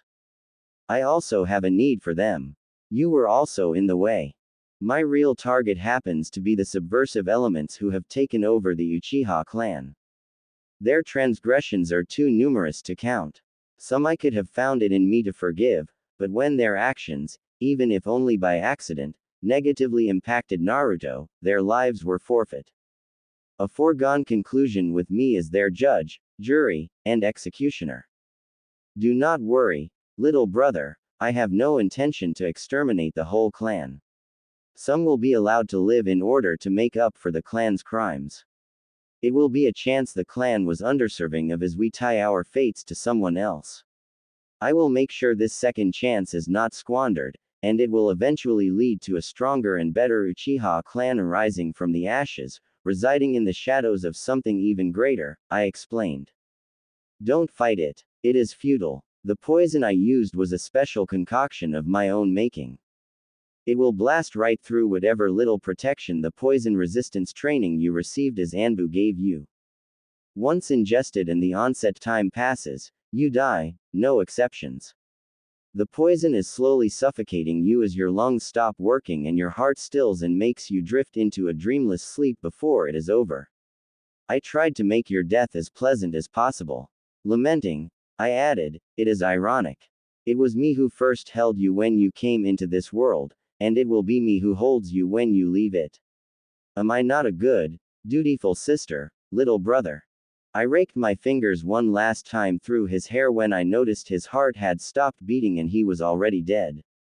I bowed down and gave him a kiss on his forehead, whispering, "Sleep well," before I sat upright again. I then removed his head from my thighs, unwilling to risk exposing myself to an attack from him somehow clinging to life, faking his death. Patiently waiting for an opportunity to strike, I kept my eyes closed. Tracing his face, I found his eyelids and pulled them apart as I went to work and removed both of his eyes. Only after I held them in my hand did I open my eyes, sharing in a blaze to look at him one last time, burning his sleeping form into my mind. For a brief moment, I regretted that I couldn't have taken the risk of going through his memories. Getting confirmation of some of my theories would have been nice. In case I was right, learning what the village was up to would have been even better. Pumping more chakra into my eyes, I advanced them to my eternal Mangekyo and called forth the first stage of my Susanoo. I handed over my brother's eyes to one of his limbs and directed it to implant them within itself. This took only a second, immediately after which I dismissed the chakra construct. It was a risk to do this in the Uchiha district, but I would need Koto Amatsukami shortly, and I was hoping a second set of eyes with the same power might strengthen it somehow. This being the first time I possessed eyes with duplicate abilities, I had no prior experience of what the end result might be.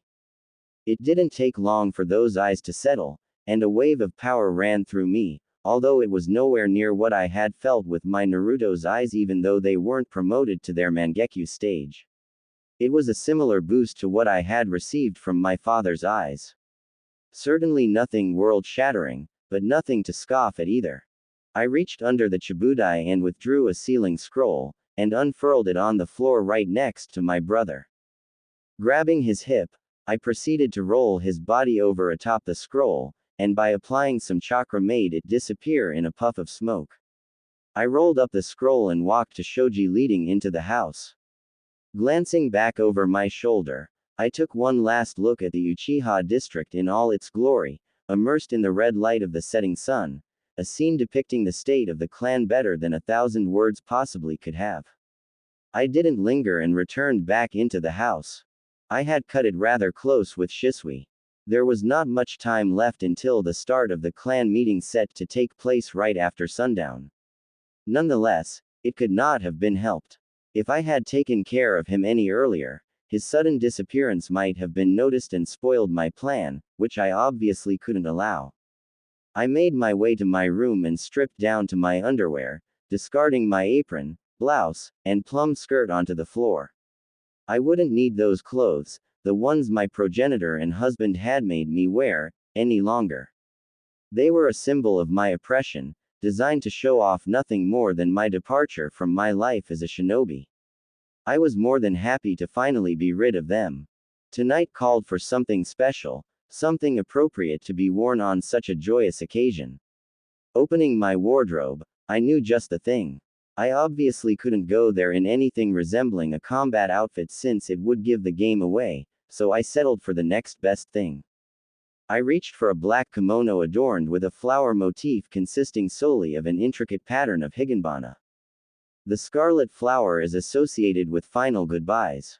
According to legend, these flowers grow wherever people part for good, and they are said to serve the dead as a guide through samsara. The latter was the reason I had commissioned the kimono 8 years ago, it was made by the finest seamstress in the village using only the best materials, knowing full well Kushina would need all the help she could get to find her way to eternal peace. Today the other meaning would be at the forefront of my mind. The fine silk felt even better on my skin than I remembered. Stepping in front of my full-length mirror, the kimono fit perfectly, just like the last time I had worn it. I took a moment to admire the floral pattern, consisting of one large higanbana on the back. Sprouting from it were 4 dark green tendrils, one trailing along each arm in a wavy line, whereas 2 remaining ones formed a double helix pattern around my legs. Furthermore, there were 2 more large higanbana on the inside of the tyu furicid, so that when my arms were crossed in front of my stomach, it hid the flower pattern from being seen from the front, making it look as if it was black in its entirety. The tyu furicid would take me a few minutes to get reacquainted with. It definitely wasn't the most practical thing to wear in a fight, should it come to it. Despite that, I was sure I could manage. That only left my hair. Wearing my long hair straight didn't pose a problem for a housewife, in contrast to a kunoichi in a fight. Back in the day, when I was still active, I would braid it into a single braided fishtail to keep it out of my field of view, but just like my old combat attire, I couldn't wear it without arousing suspicions. As a result, I settled for a plaited low bun. It wasn't nearly as suitable to wear with a kimono as a nihongami would have been, but it was far more practical. I put all my sealing scrolls containing my equipment in the back of my scarlet obi, and removed a tile from the floor of my wardrobe. It gave way to a wooden case I removed from the secret compartment. Placing it onto my bed, I opened it, and found its contents exactly as I left it earlier this morning as I prepared it. Several vials filled with freshly mixed fast-acting paralyzing poison that needed a few hours exposure to air for its full potency to unfold. The box also contained a few hundred of the finest senbon money could buy. They were fashioned out of bone, and specifically treated to add liquid-absorbing properties, making them ideal as a tool for delivering poison. I spent a few minutes carefully dipping them into the poison and watched them soak it up, resulting in a slight discoloring of the senbon, a visible representation that they were ready to be used. When I was done preparing them, I corked up the vials, closed the lid on the box, and sealed it all up in one of my scrolls. Also housed within the box were 2 holsters, which I strapped to my underarms and filled with senbon. As a finishing touch, I used the last few remaining poison senbon and decorated my bun with them. After one last glance in the mirror, I decided then and there this would be the outfit I would wear the first time Naruto would lay eyes on me. It would undoubtedly leave an impression. The next step in my plan warranted my presence during the clan meeting that would begin shortly. I left the house and made my way to the Naka shrine. It had been a long time since I had last set foot in it. Entering through the front gate, I walked into the main hall, and was surprised to find the 7th tatami from the far right was untouched. Even though it wasn't required for me to be the first to arrive, since I simply couldn't have expected this occurrence with any reliability, it was a pleasant surprise nonetheless that would make things easier. I removed the tatami and the sealing stone atop the entrance, and proceeded to the secret underground bunker where the stone tablet was located. The most well-kept secret of the Uchiha clan. Walking up close, I activated my Sharingan, and the parts decipherable with it appeared. I must have read them hundreds of times, especially the part depicting how one could obtain the Mangekyo Sharingan. To see the truth of all creation without obstruction, one must first witness true despair. It was oddly unspecific, just like every other line written on it. It resembled a riddle more than true instructions, and left a lot of room for interpretation. For example, witness true despair when it would be more correct to read experience true despair. Unquestionably, a not insignificant number of my ancestors took that meaning literally and inflicted cruelties on people to bear witness to their despair. This was undoubtedly the source of the implacable hatred some clans felt towards us and cling to until this very day. It was a worthless slab of stone whose meaning only became clear in retrospect, and Fugaku and the elders paid it far more attention than it was due. This was especially true since no actual worthwhile information about our eyes could be found anywhere on it. Still, I was curious about what else I could decipher with the eyes I had gained in the meantime. I wondered if those words would also keep me away from this place when I understood their true meaning. Seeking stability, one god was divided into yin and yang, these opposing two acting together to obtain all things in creation. When someone who possesses the power of samsara approaches the moon, an eye will open that is reflected on the moon in order to grant the eternal dream. These were the two lines that stood out among the new information I learned, and I had no idea what to make of them. Sighing, I cut the stream of chakra to my eyes, and they receded to their normal state. It was time to set the stage for phase 2 of my plan. I removed one sealing scroll from my obi and unrolled it to its full length on the floor perpendicular to the stone slab. Subsequently, I walked a few steps until I stood next to the first seal with one foot. Taking half a step with my other foot, I lowered myself down vertically, bending my knees until I could touch the array and unsealed its contents, all the while taking great care that my furusa didn't touch the ground. In front of me appeared a small chabudai, a pot filled with water, a kyusu, an assortment of different tea in small bowls, and a large tablet taking up half the space filled with teacups on top of chataku. With another touch, I activated the heating seal at the bottom of the water pot. I raised myself from my kneeling position and walked a few steps to the next seal and repeated the whole process 11 more times. By the time I was done, the first people had arrived. Most couldn't hide their surprise at seeing me here. Even so, no one approached me, trying to silently sat their curiosity until Yuka came down the ladder. She was the eldest granddaughter of Elder Kato, one of the most ardent supporters of my late progenitor's policies, and a close friend of Fugaku. Despite that, she, like my late brother, had cultivated a personality that offended the sensibilities of her family and most of the clan. How could she not, with her happy and bubbly personality? There was talk to replace her as the heir of her branch of the family with one of her younger siblings or cousins. It likely would have happened if not for her talent as a kunoichi and the prestige she had earned the clan by breezing through the opposition at the last Chunin exam held in Konoha. Without showing the whole village that she had more than earned her promotion, she undoubtedly would have already lost her position. The girl, even though not quite at Azumi's level, was still one of the few bright sparks remaining within the clan. She was accompanied by her older friend Nagi, a stern and silent girl who, on more than one occasion, was called Yuka's shadow. It was an apt description since they were rarely seen apart even before Yuka had been promoted, and they had formed their own team with two other Chunin. Makoto-sama, she happily exclaimed, her bouncing step coming to a halt in front of me. What are you doing here? Why, am I not welcome? I asked back in a no-nonsense manner that had her visibly recoil. Struggling for words, that's not, what? I was only teasing, I said, ending her struggle with a smile playing on my face. I am here because, after my father's death and the difficult situation we find ourselves in, I deemed it necessary to show my support to my husband and the clan. I kept my repulsion at calling Fugaku that to myself with practiced ease. Oh, she faltered. It was hard not to notice her disappointment.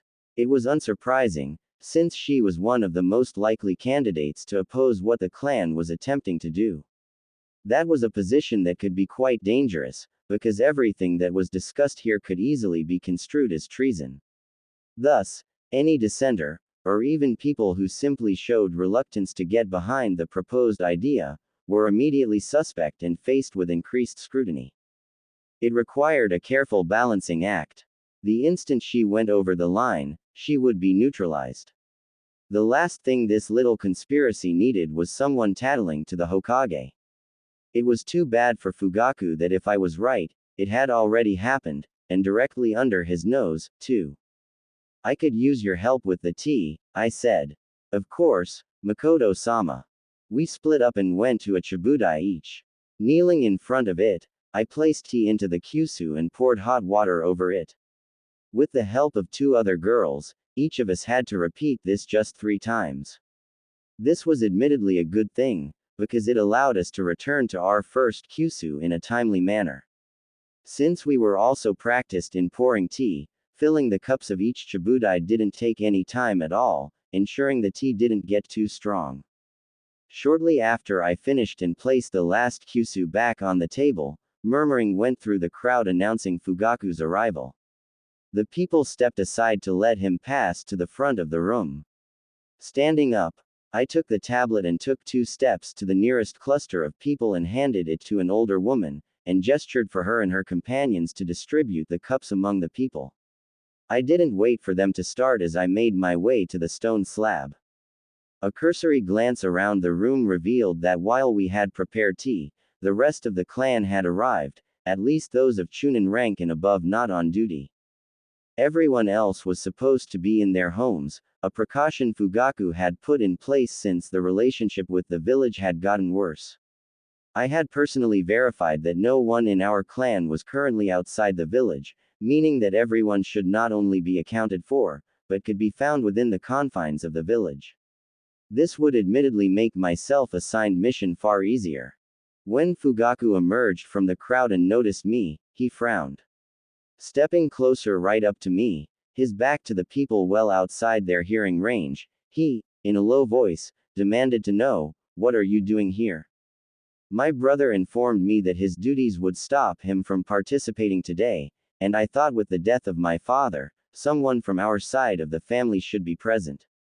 He scoffed at that. "You thought wrong. This had better be the last time you interfere with clan business." As he turned around, Yuka was standing there, tablet in hand, offering him a cup of tea. Fugaku eyed it suspiciously. It took another prompt from Yuka until he reluctantly took a chitaka with a cup for himself. I followed his example when Yuka came to stand in front of me. Thanking her with a nod made her retreat back to the crowd with a smile on her face. She had done a good job. I wasn't able to spot a single person without their own cup of tea.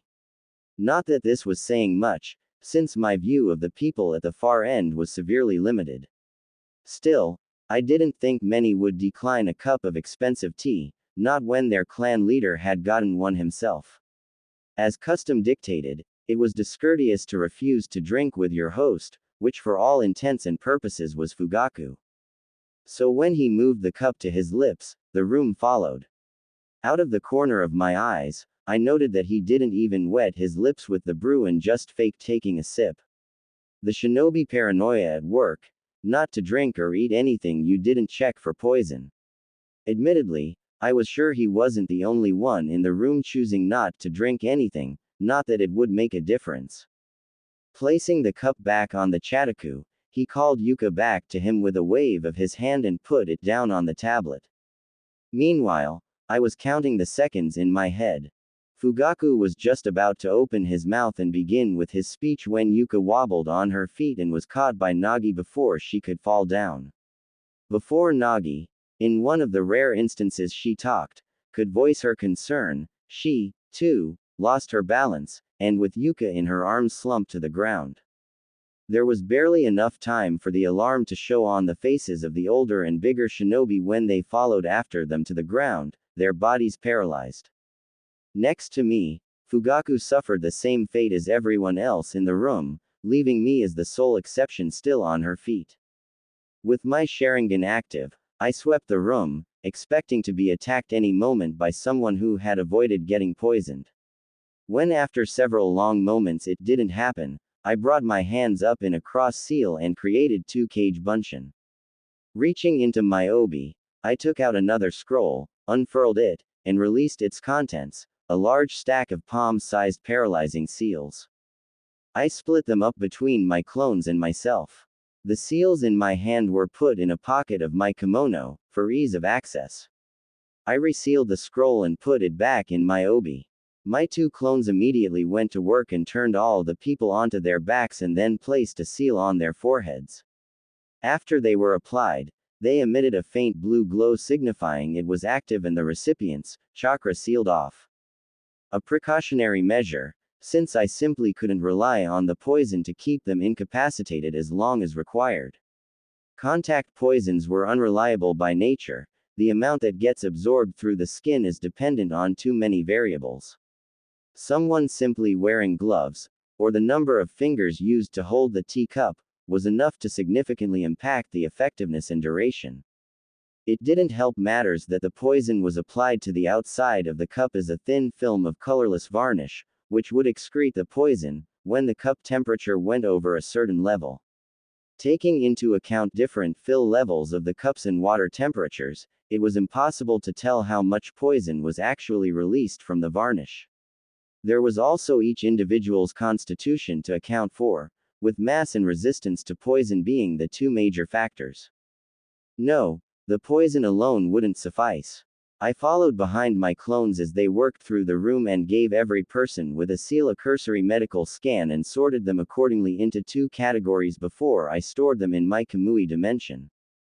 It was a risk I was taking.